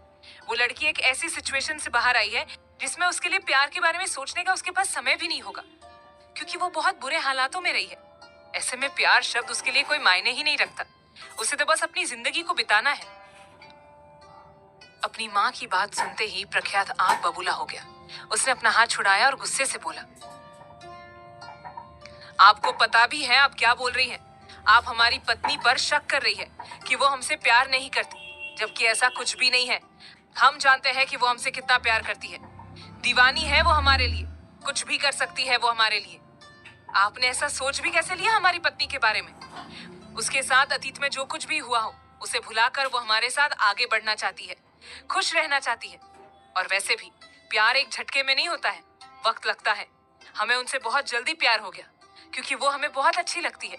एक अलग सा कनेक्शन लगता है। हम उनसे जब पहली बार मिले थे तभी हम अपना सब कुछ उनके आगे हार गए थे, और हमने उनसे शादी किसी एहसान के जरिए नहीं की। हम चाहते थे कि ये लड़की हमारी बन जाए, क्योंकि अजीब सी फीलिंग आती थी कि ये हमारी है, इसके ऊपर हमारा हक है। इसीलिए हमने उससे शादी की थी और उसे यहाँ पर लेकर आ गए। और धीरे धीरे उसे भी हमसे प्यार हो गया, और वो बहुत प्यार करती है हमसे। ये हम जानते हैं माँ। आपको हम दोनों के बीच में ऐसी गलतफहमी पैदा करने की कोई जरूरत नहीं है। परसों हमारी शादी है और हम इस पल को जीना चाहते हैं, खुश होना चाहते हैं। शिप्रा जी ने उसका चेहरा थाम लिया और उसके लिए चिंतित होकर बोली, शांत हो जाइए, गुस्से को साइड में रखकर शांति से हमारी बात को सुनिए। हम भी बिना किसी वजह से कुछ नहीं कह रहे। हमने कुछ सुना होगा तभी हम आपको बता रहे हैं। हम शाम को उनके कमरे में गए थे, तब वो अपने आप से बातें कर रही थी और कह रही थी कि मुझे हिसाब चुकाना है उनके लिए, बहुत कुछ करना है, क्योंकि उन्होंने हमारे लिए बहुत कुछ किया है, हमें नरक से बाहर निकाला है। तो अब हमारा फर्ज बनता है कि हम उनके लिए बहुत कुछ करें, उन्हें ढेर सारी खुशियां दें। अब आप ही बताइए बेटा कि इस बात का क्या मतलब होता है? क्या वो लड़की आपके एहसान तले दबी हुई है? उसके साथ बहुत कुछ गलत हुआ है और ऐसे में आपने उसकी मदद की, तो वो बेचारी एहसान तले दबी हुई है और वो एहसान चुकाने की कोशिश कर रही है, आपको खुश रखने की कोशिश कर रही है। जबकि हम सब ऐसा नहीं चाहते। हम चाहते हैं कि वो आपसे दिल से प्यार करे, किसी तरह का कोई एहसान ना माने। आप पति हैं उनके, आपका कर्तव्य बनता है उनके प्रति, और कर्तव्य एहसान नहीं होते। लेकिन उस लड़की को ये समझ में नहीं आ रहा है, इसलिए हमने आपसे ये सब पूछा कि क्या आप दोनों के बीच में सच में प्यार है, या फिर सिर्फ आप दोनों शादी को एक कर्तव्य समझकर निभा रहे हैं। आपकी तरफ से प्यार तो सबको दिखाई देता है, लेकिन उनकी तरफ से सिर्फ डर, मजबूरी, एहसान और ऋण दिखाई देता है, जिसे वो चुका रही है। हम आप दोनों के बीच में गलतफहमी पैदा नहीं करना चाहते बेटा। हम चाहते हैं कि आप दोनों साथ में खुश रहें, प्यार से रहें। शादी के रिश्ते में प्यार का होना भी जरूरी है। उस लड़की के दिमाग से ये बात निकाल दो कि आप किसी भी तरह का कोई एहसान जता रहे हो। उसे साफ साफ शब्दों में कह दो कि आप उससे प्यार करते हो। आपने उसके ऊपर किसी तरह का कोई एहसान नहीं किया है, ताकि वो इस बोझ से बाहर निकल पाए और अपने रिश्ते को अच्छे से निभा पाए। हम चाहते हैं कि आप अभी जाकर उनसे बात कीजिए। परसों आपकी शादी है और हम आप दोनों के चेहरे पर मुस्कान देखना चाहते हैं। इतना कहकर शिप्रा जी वहां से चली गई और प्रख्यात अपनी जगह पर जम सा गया। उसके हाथ पैर फूलने लगे।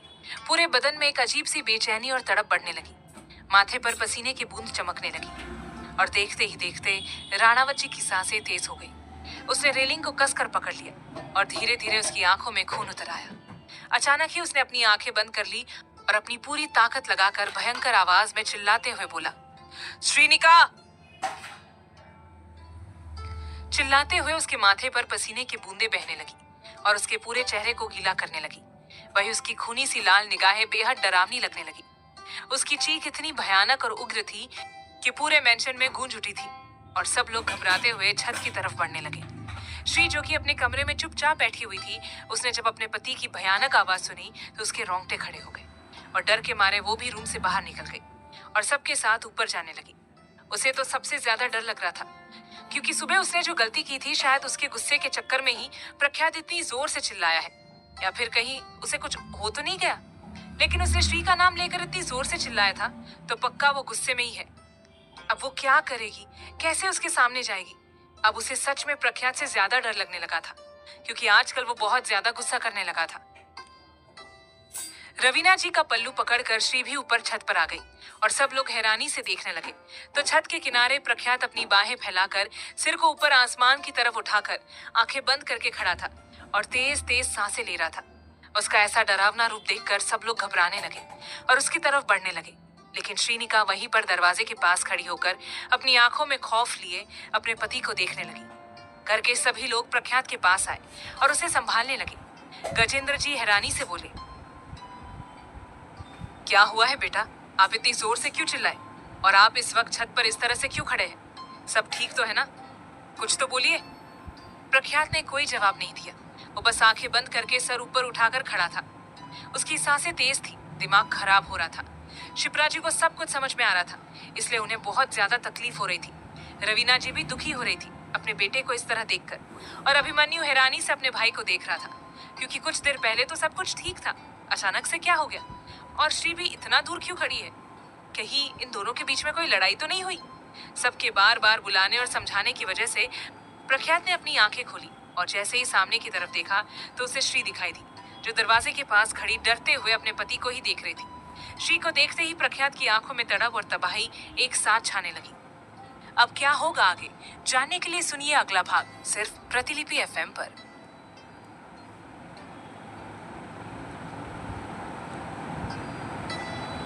भाग 83।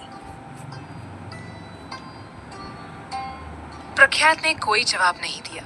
वो बस आंखें बंद करके सर ऊपर उठाकर खड़ा था। उसकी सांसें तेज थी, दिमाग खराब हो रहा था।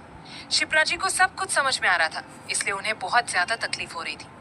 रवीना जी भी दुखी हो रही थी अपने बेटे को इस तरह देखकर, और अभिमन्यु हैरानी से अपने भाई को देख रहा था, क्योंकि कुछ देर पहले तो सब कुछ ठीक था। अचानक से क्या हुआ होगा? और श्री भी इतना दूर क्यों खड़ी है? कहीं इन दोनों के बीच में लड़ाई तो नहीं हो गई? सबके बार बार बुलाने और समझाने की वजह से प्रख्यात ने अपनी आंखें खोली और जैसे ही सामने की तरफ देखा तो उसे श्री दिखाई दी, जो दरवाजे के पास खड़ी डरते हुए अपने पति को ही देख रही थी। श्री को देखते ही प्रख्यात की आंखों में तड़प और तबाही एक साथ छाने लगी। ये देखकर प्रख्यात ने अपनी मुट्ठी भींच ली और गहरी सांस लेते हुए अपनी दमदार आवाज में बोला, हम ठीक है, आप सब चिंता मत कीजिए। ये सब कहते हुए प्रख्यात एक टक श्री की आंखों में देख रहा था और वो भी उसे ही देखे जा रही थी। तभी धीरे धीरे करके प्रख्यात उसके पास आकर खड़ा हो गया और ये देखकर श्री ने अपनी नजरें झुका ली और तेज तेज सांस लेने लगी। प्रख्यात उसकी झुकी हुई पलकों को देखते हुए धीमी आवाज में सच्ची शिद्दत और तड़प से बोला, I love you so much Shri, हम बहुत प्यार करते हैं आपसे। प्रख्यात की ये बात सुनते ही श्री के गाल लाल हो गए और होठों पर बेहद आकर्षक और हसीन मुस्कान तैर गई, जिसे देखकर प्रख्यात का दिल धक धक करने लगा और वो उतावला होकर बोला, प्लीज कहो ना। श्री ने हिम्मत करके अपनी नजरें उठाकर प्रख्यात की तरफ देखा तो वो फिर से शर्मा गई और बोली, आई आई।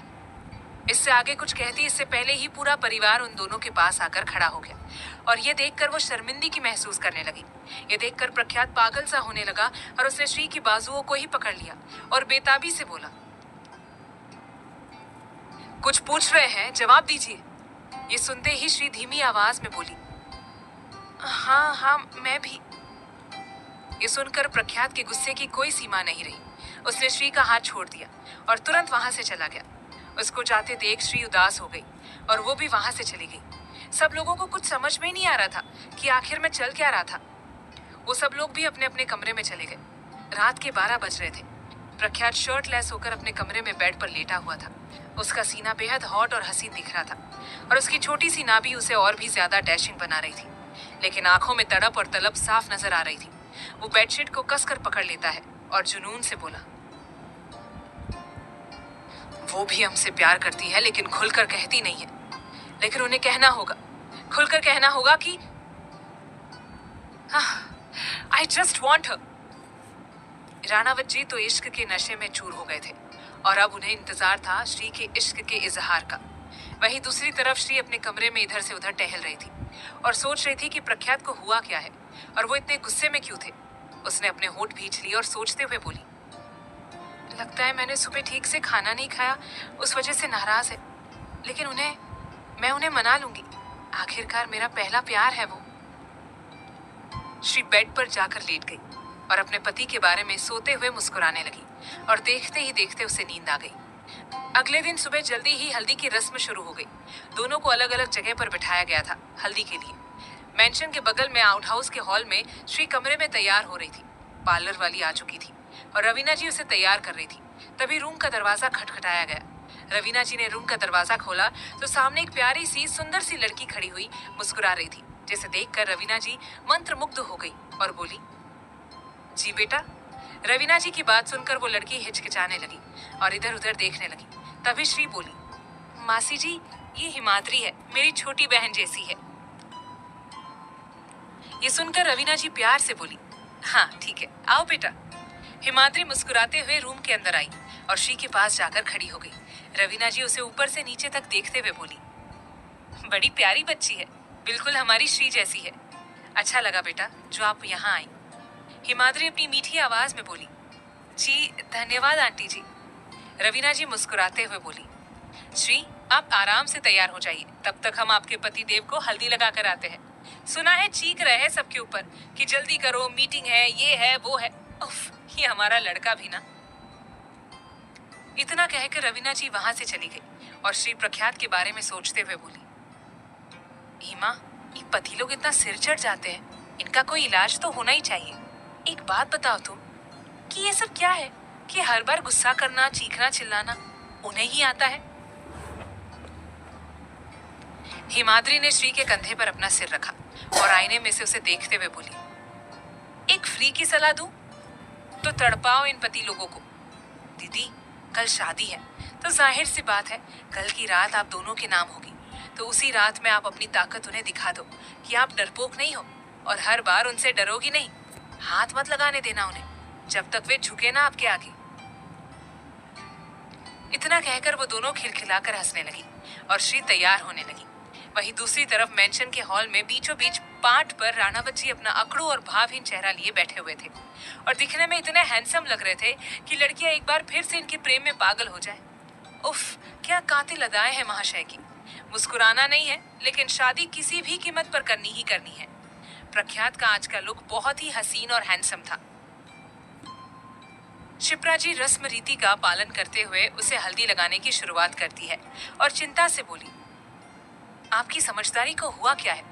हमने इस प्रकार मुंह फुलाकर विवाह करने के लिए नहीं कहा था। जाकर अपनी पत्नी से बात करनी चाहिए थी ना। कि इतना गुस्सा।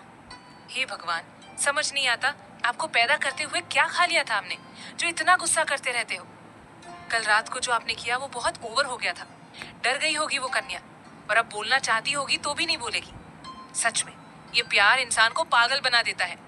हमारा होनहार बेटा भी उसी राह पर चल रहा है।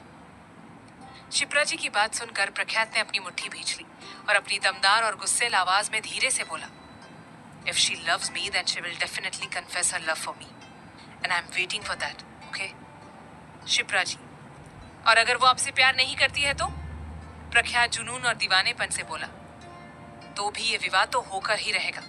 वो प्यार करती है, ये बात हम जानते हैं, लेकिन नहीं भी करती है तो भी कोई बात नहीं, हम तो करते ही हैं। तो बस पूरी जिंदगी बिता लेंगे एक दूसरे के साथ। हमें सिर्फ वो लड़की चाहिए, किसी भी कीमत पर चाहिए।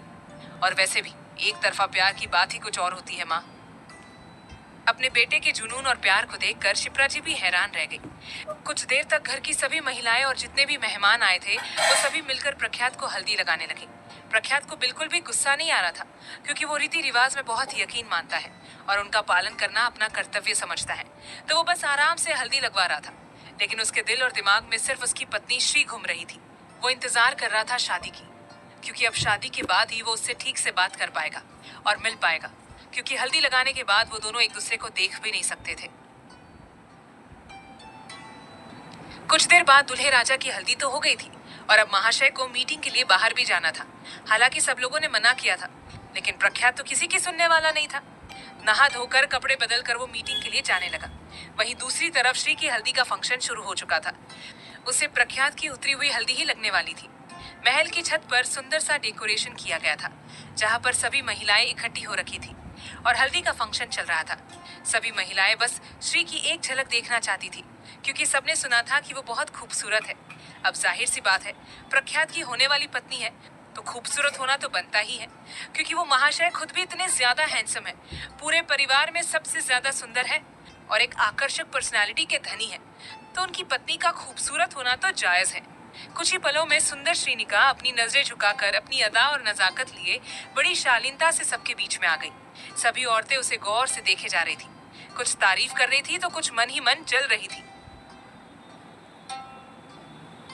अपनी बहू को देखकर शिप्रा जी मुस्कुराने लगी और उसके पास आकर उसकी बलाइयां लेते हुए बोली, रूप की रानी लग रही हो बेटा। सच में प्रख्यात बहुत खुश नसीब है जो आप उनकी जीवन संगिनी है। श्री के गाल लाल हो गए और उसे ले जाकर बीचों बीच बिठा दिया गया। तभी प्रख्यात की बुआ की लड़की और भी कई लड़कियां उसके पास आई और बोली, भाभी आइए ना, हमें आपके साथ सेल्फी लेनी है। अभी हल्दी शुरू होने में काफी समय है, प्लीज आइए ना। ये सुनकर श्री ने अपनी सासू माँ की तरफ देखा तो उन्होंने हाँ कह दी और श्री उन लड़कियों के साथ चली गई। वो सब मिलकर छत के किनारे जाकर खड़ी हो गई, जहाँ पर बड़े बड़े गमले लगे हुए थे जिनमें सुंदर सुंदर फूल लगे हुए थे। श्रेया यानी कि प्रख्यात की बुआ की बेटी ने श्रीनिका को छत के एकदम किनारे खड़ा कर दिया और बोली, चलिए अब भाभी के साथ हमारी फोटो लीजिए। हिमाद्री उन दोनों की तस्वीरें ले रही थी। वहीं नीचे प्रख्यात अपने भावहीन चेहरे को लिए मेंशन से बाहर निकलकर लॉन में आ गया और पीछे मुड़कर अभिमन्यु की तरफ देखकर गुस्से से बोला, आपका आलस कब खत्म होगा? अरे हमसे कुछ सीखो, आज हमारी ही हल्दी हुई है, लेकिन फिर भी हम काम पर जा रहे हैं और एक आप हो जो। अभिमन्यु मुंह बनाते हुए बोला, भाई साहब आप महान हो और हमें आपकी तरह महान नहीं बनना है। हमें बस अपनी हिमाद्री से मिलना है। पता नहीं कहाँ गायब हो गई है। सच में मर्द तो होते ही बदनाम है, जबकि असली खड़ूस तो ये लड़कियां होती है, निर्मोही कहेगी। प्रख्यात ने गुस्से से उसे घूरा तो वो झेप गया और गाड़ी की तरफ बढ़ने लगा। तभी उसके कानों में हिमाद्री की खिलखिलाकर हंसने की आवाज आई, जिसे सुनते ही वो मेंढक की तरह उछल पड़ा और दीवानों की तरह इधर उधर देखते हुए बोला, हाय हमारी चिड़िया की चकचक सुनाई दी हमें, कहाँ है ये लड़की? अभी इधर उधर देखे जा रहा था। तभी प्रख्यात ने उसके चेहरे को पकड़कर ऊपर की तरफ किया और सख्ती से बोला, ऊपर भी देख लो जरा। अभी ने जैसे ही छत पर देखा तो उसके चेहरे पर आकर्षक मुस्कान आ गई। उसकी हिमाद्री वहां पर खड़ी मुस्कुरा रही थी। तभी अभी ने देखा उसके बगल में श्री भी खड़ी थी। ये देखकर अभी बोला, ओहो भाई साहब, आपको भी ऊपर की तरफ देख ही लेना चाहिए। क्या नजारा है, दुल्हन मुस्कुरा रही है। अभी के इतना कहते ही प्रख्यात बेताब हो गया और उसने तुरंत ऊपर की तरफ देखा तो देखता ही रह गया। उफ, उसकी दुल्हन कितनी खूबसूरत और हसीन लग रही है। प्रख्यात श्रीनिका को इन कपड़ों में देखकर पागल सा होने लगा और बिना पल के झपकाए एकटक उसे देखता रहा। इश्क के नशे में चूर होकर उसने अपने सीने पर हाथ रखा और जुनून से बोला, हाय हम लुट गए इस लड़की के पीछे।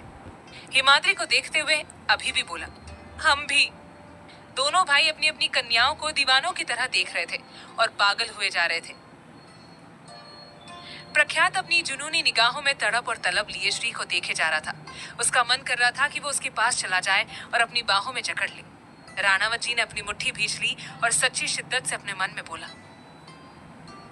श्री, ओ श्री, हमारी श्री। प्रख्यात के इतना कहते ही छत किनारे खड़ी श्री का दिल जोर से धड़कने लगा। सांसें तेज होने लगी। उसने तुरंत पलटकर नीचे की तरफ देखा तो देखते ही रह गई। अपने हैंडसम पति को, जो सच्ची शिद्दत और तलब भरी निगाहों से उसे ही देख रहा था। श्री ने अपना हाथ आगे बढ़ाया तो प्रख्यात ने भी अपना हाथ आगे बढ़ाया। दोनों तड़पते हुए एक दूसरे की आंखों में देखने लगे। अब आगे क्या होगा, जानने के लिए सुनिए अगला भाग, सिर्फ प्रतिलिपि एफएम पर।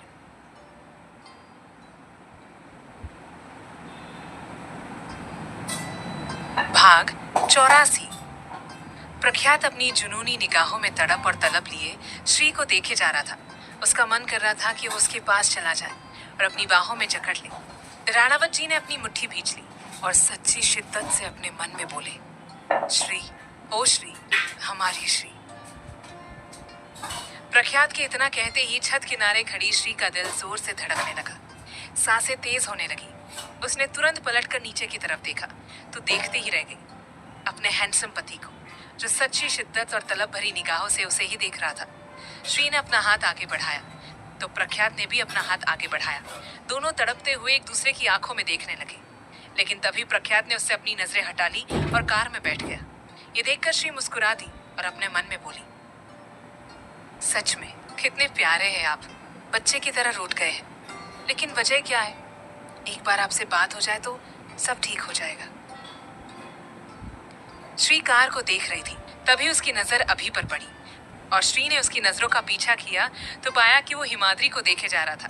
ये देखकर श्री को शरारत सूझी और वो जानबूझकर हिमाद्री और अभी के बीच में आकर खड़ी हो गई। ये देखकर अभी का ध्यान टूटा और उसने श्री के आगे हाथ जोड़कर उसे हटने का इशारा किया तो श्री ने ना में अपनी गर्दन हिला दी और हंसने लगी। अभी को भी हंसी आ गई और मजबूरी में वो भी कार में जाकर बैठ गया और दोनों भाई वहां से चले गए। उनके जाने के बाद श्री मुस्कुरा रही थी और सोच रही थी कि अब वो किसी भी तरह का कोई टेंशन नहीं लेगी। अब उसे सिर्फ अपने परिवार पर, अपने पति पर ध्यान देना होगा। जो अतीत में हुआ वो अब उसे भूल चुकी है और जो थोड़ा बहुत दिमाग में है उसे भी निकालने की कोशिश कर रही है। अब उसका सिर्फ एक ही उद्देश्य है कि प्रख्यात को खुश रखना। उसके लिए वो कुछ भी कर सकती है। श्री की हल्दी शुरू हो चुकी थी। सभी महिलाएं उसे हल्दी लगा रही थी। सभी रस्में अच्छे से निभाई जा रही थी। सबका प्यार पाकर उसे बहुत अच्छा लग रहा था। ऐसा नहीं था कि सब लोग अच्छे ही थे। मेहमानों में कुछ लोग ऐसे भी थे जो बुराई कर रहे थे क्योंकि उन्हें पता चला था कि श्री अलग प्रदेश की है। ऊपर से वो बिना माँ बाप की बच्ची है, अनाथ है, तो उसकी सारी जिम्मेदारी उसके ससुराल वाले ही उठा रहे हैं, जिस वजह से लोग बातें भी बना रहे थे। लेकिन शिप्रा जी और रवीना जी सबका मुंह बराबर बंद कर रहे थे क्योंकि उन्हें कोई फर्क नहीं पड़ रहा था कि उनकी बहू के माता पिता है या नहीं, क्योंकि वो अपने फर्ज अच्छे से निभा रहे थे। सब कुछ अच्छे से हो जाने के बाद श्री को नहाने के लिए भेज दिया गया। हिमाद्री उसके साथ में ही थी और सबसे यही कहा गया था कि वो उसकी मुंह बोली बहन है, जिस वजह से वो वहां पर आई है। और श्री ने ही हिमाद्री को अपने पास में रोक लिया था, जिसके पीछे दो कारण थे। एक तो ये कि वो चाहती थी कि हिमाद्री और अभिमन्यु के बीच में थोड़ी नजदीकियां बढ़े।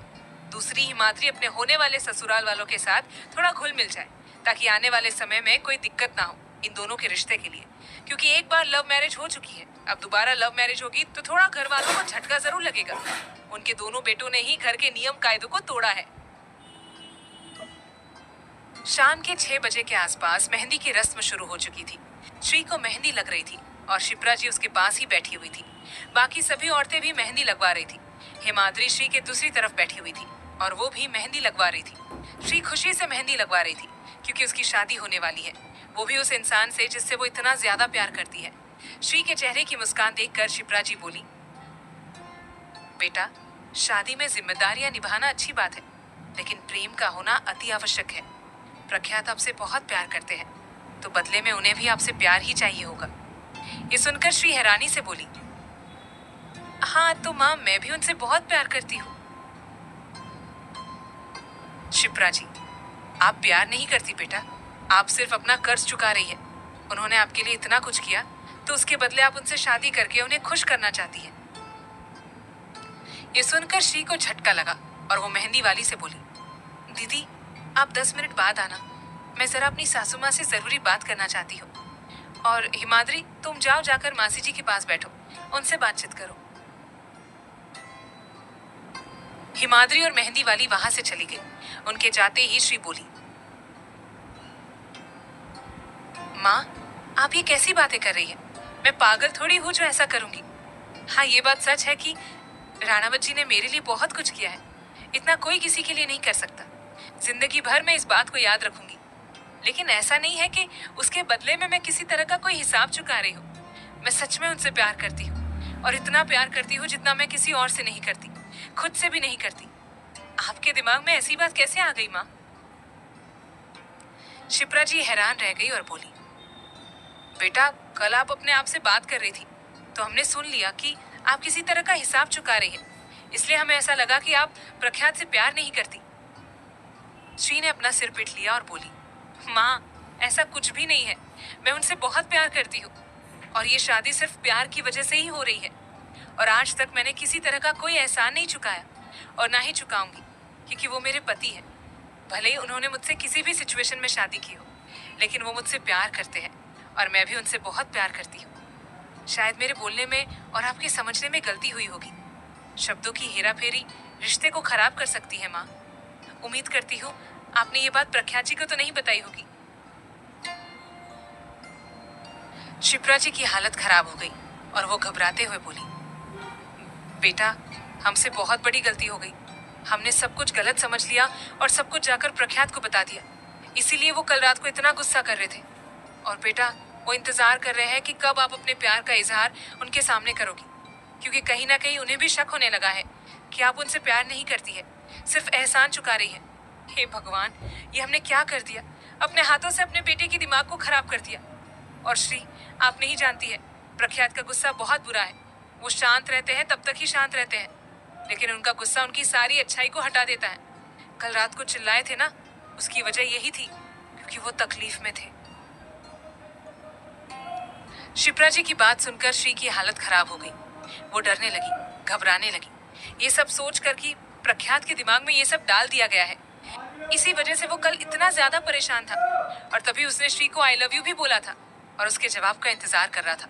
लेकिन सबके साथ होने की वजह से श्री ने शर्मिंदगी की वजह से उसे आई लव यू टू नहीं कहा था, और तभी वो गुस्सा होकर चला गया था। ये सब याद आते ही श्री परेशान हो गई और बोली, ये आपने क्या किया माँ? एक बार मुझसे पूछ तो लेती कि ऐसा कुछ है या नहीं। बड़ी मुश्किल से हमारी जिंदगी में कुछ अच्छा हो रहा था, अब वे हमसे नाराज होकर बैठ गए। आपको पता है, वो मेरे सामने भी नहीं देख रहे हैं। मुझे लगा शायद मैंने खाना नहीं खाया, बेहोश हो गई, उस वजह से वो मुझसे नाराज है। लेकिन नहीं, इतनी बड़ी बात उनके दिमाग में चल रही है। आपको पता है, इससे हम दोनों के बीच में दरार आ सकती है। हम दोनों एक दूसरे से बात नहीं कर पा रहे हैं, हमारे बीच में दूरियां बढ़ रही है। एक बार आप मुझसे पूछ लेती पहले, तो मैं सब कुछ हैंडल कर लेती। आपको बता देती कि मैं भी उनसे प्यार करती हूँ, बहुत प्यार करती हूँ। आप तो जानती हो ना इन आदमियों को कैसे होते हैं, अपनी दुख दर्द तकलीफों को अपने सीने में दबा कर रखते हैं, किसी से खुलकर कहते भी नहीं है। और राणावत जी के साथ तो ऐसा ही हो रहा है। बहुत डर लग रहा है मुझे, अब पता नहीं क्या होगा। उनका गुस्सा तो मैं भी जानती हूँ। शिप्रा जी को खुद पर गुस्सा आने लगा और वो चिंता से बोली, बेटा, हमसे गलती हो गई है, हमें माफ कर दीजिए और प्लीज कुछ कीजिए, वरना आप कहे तो हम भी प्रख्यात से बात करके सब कुछ ठीक कर देते हैं। श्री, माँ, आप माफी मत मांगिए, आप बस राणावत जी को कॉल करके सब कुछ बता दीजिए। शिप्रा जी ने तुरंत प्रख्यात को कॉल किया, लेकिन उसने एक बार भी अटेंड नहीं किया। और कुछ देर बाद उसका मैसेज आया कि वो दिल्ली से बाहर जा रहा है, शाम तक लौट आएगा, तो कोई भी उसे कॉल या मैसेज ना करे। ये पढ़ते ही शिप्रा जी और श्री चिंतित हो गई। लेकिन श्री हिम्मत नहीं हारेगी, उसे अपने पति को अपने अनुसार सब कुछ समझाना होगा। उसने अपनी सासू माँ का हाथ पकड़ा और प्यार से बोली, माँ, आप चिंता मत कीजिए, सब कुछ मेरे ऊपर छोड़ दीजिए। मैं अपने आप अपने राणावत जी को समझा दूंगी। और वैसे भी हमारा प्यार ऐसा ही है कि हम दोनों को एक दूसरे से कहने की जरूरत नहीं पड़ती। एक दूसरे की आंखों में प्यार देख पाते हैं हम दोनों। उन्हें भी पता है कि मैं उनसे बहुत प्यार करती हूँ, लेकिन बस उनका जो गुस्सा है उसे मैं दूर कर दूंगी, और कल हम दोनों की शादी बहुत अच्छे से हो जाएगी। सब कुछ आगे आने वाले समय में भी अच्छा होगा। मुझे मेरे भोलेनाथ पर पूरा यकीन है, अब वो मेरी जिंदगी में सिर्फ खुशियां ही खुशियां लाएंगे। श्री के सकारात्मक व्यवहार को देखकर शिप्रा जी को काफी अच्छा लग रहा था। ये लड़की पहले जितनी कमजोर नहीं थी। इसका मनोबल बढ़ने लगा था और उसका कारण सिर्फ प्रख्यात है, क्योंकि वो ही श्री को समझाता है और हिम्मत देता है। फिर भी शिप्रा जी थोड़ा बहुत घबरा रही थी कि कहीं कुछ गड़बड़ ना हो जाए, लेकिन भगवान पर सबको यकीन था। वहीं दूसरी तरफ दिल्ली शहर की एक साधारण सी होटल के बाहर एक बलेरो गाड़ी आकर रुकी, जिसमें से 3 गुंडे बाहर निकले जो काफी हट्टे कट्टे दिख रहे थे, और उनके साथ एक लड़का निकला जिसका नाम रोमांच था, जो कि मनाली शहर में रहता था, जो श्री से शादी भी करना चाहता था, लेकिन प्रख्यात बीच में आ गया था। रोमांच ने उस होटल को देखा और कहा, तुम तीनों एक रूम में रह लो और कल श्रीनिका को उठाना है, उसका किडनैप करना है, उसे किसी भी तरह से दिल्ली से बहुत दूर लेकर जाना है, ठीक है? तीनों गुंडों ने हाँ कहा और होटल के अंदर चले गए।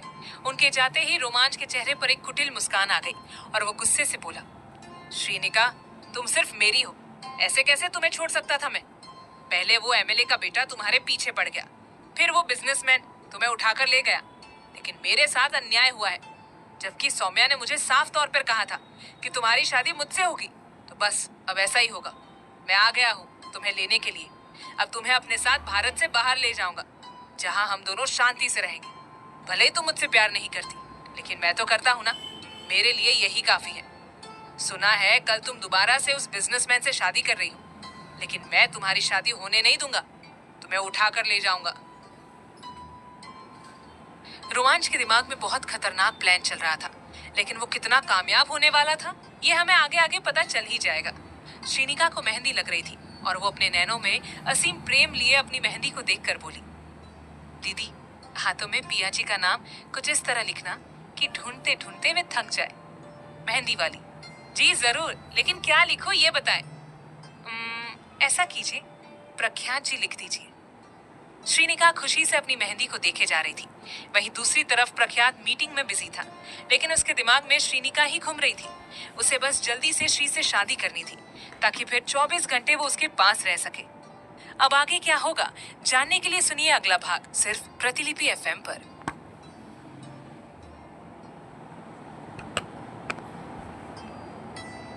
भाग 85। श्रीनिका को मेहंदी लग रही थी और वो अपने नैनों में असीम प्रेम लिए अपनी मेहंदी को देखकर बोली, दीदी, हाथ में पिया जी का नाम कुछ इस तरह लिखना कि ढूंढते ढूंढते वे थक जाए। मेहंदी वाली, जी जरूर, लेकिन क्या लिखूं ये बताइए। ऐसा कीजिए, प्रख्यात जी लिख दीजिए। श्रीनिका खुशी से अपनी मेहंदी को देखे जा रही थी। वहीं दूसरी तरफ प्रख्यात मीटिंग में बिजी था, लेकिन उसके दिमाग में श्रीनिका ही घूम रही थी। उसे बस जल्दी से श्री से शादी करनी थी, ताकि फिर 24 घंटे वो बस उसके पास रहे। शाम के 7 बजे बुझे बुझे से हमारे राणावत जी घर लौट आए और अपनी बेचैन नजरों से इधर उधर देखने लगे कि कहीं से भी अपनी पत्नी की एक झलक मिल जाए, लेकिन ऐसा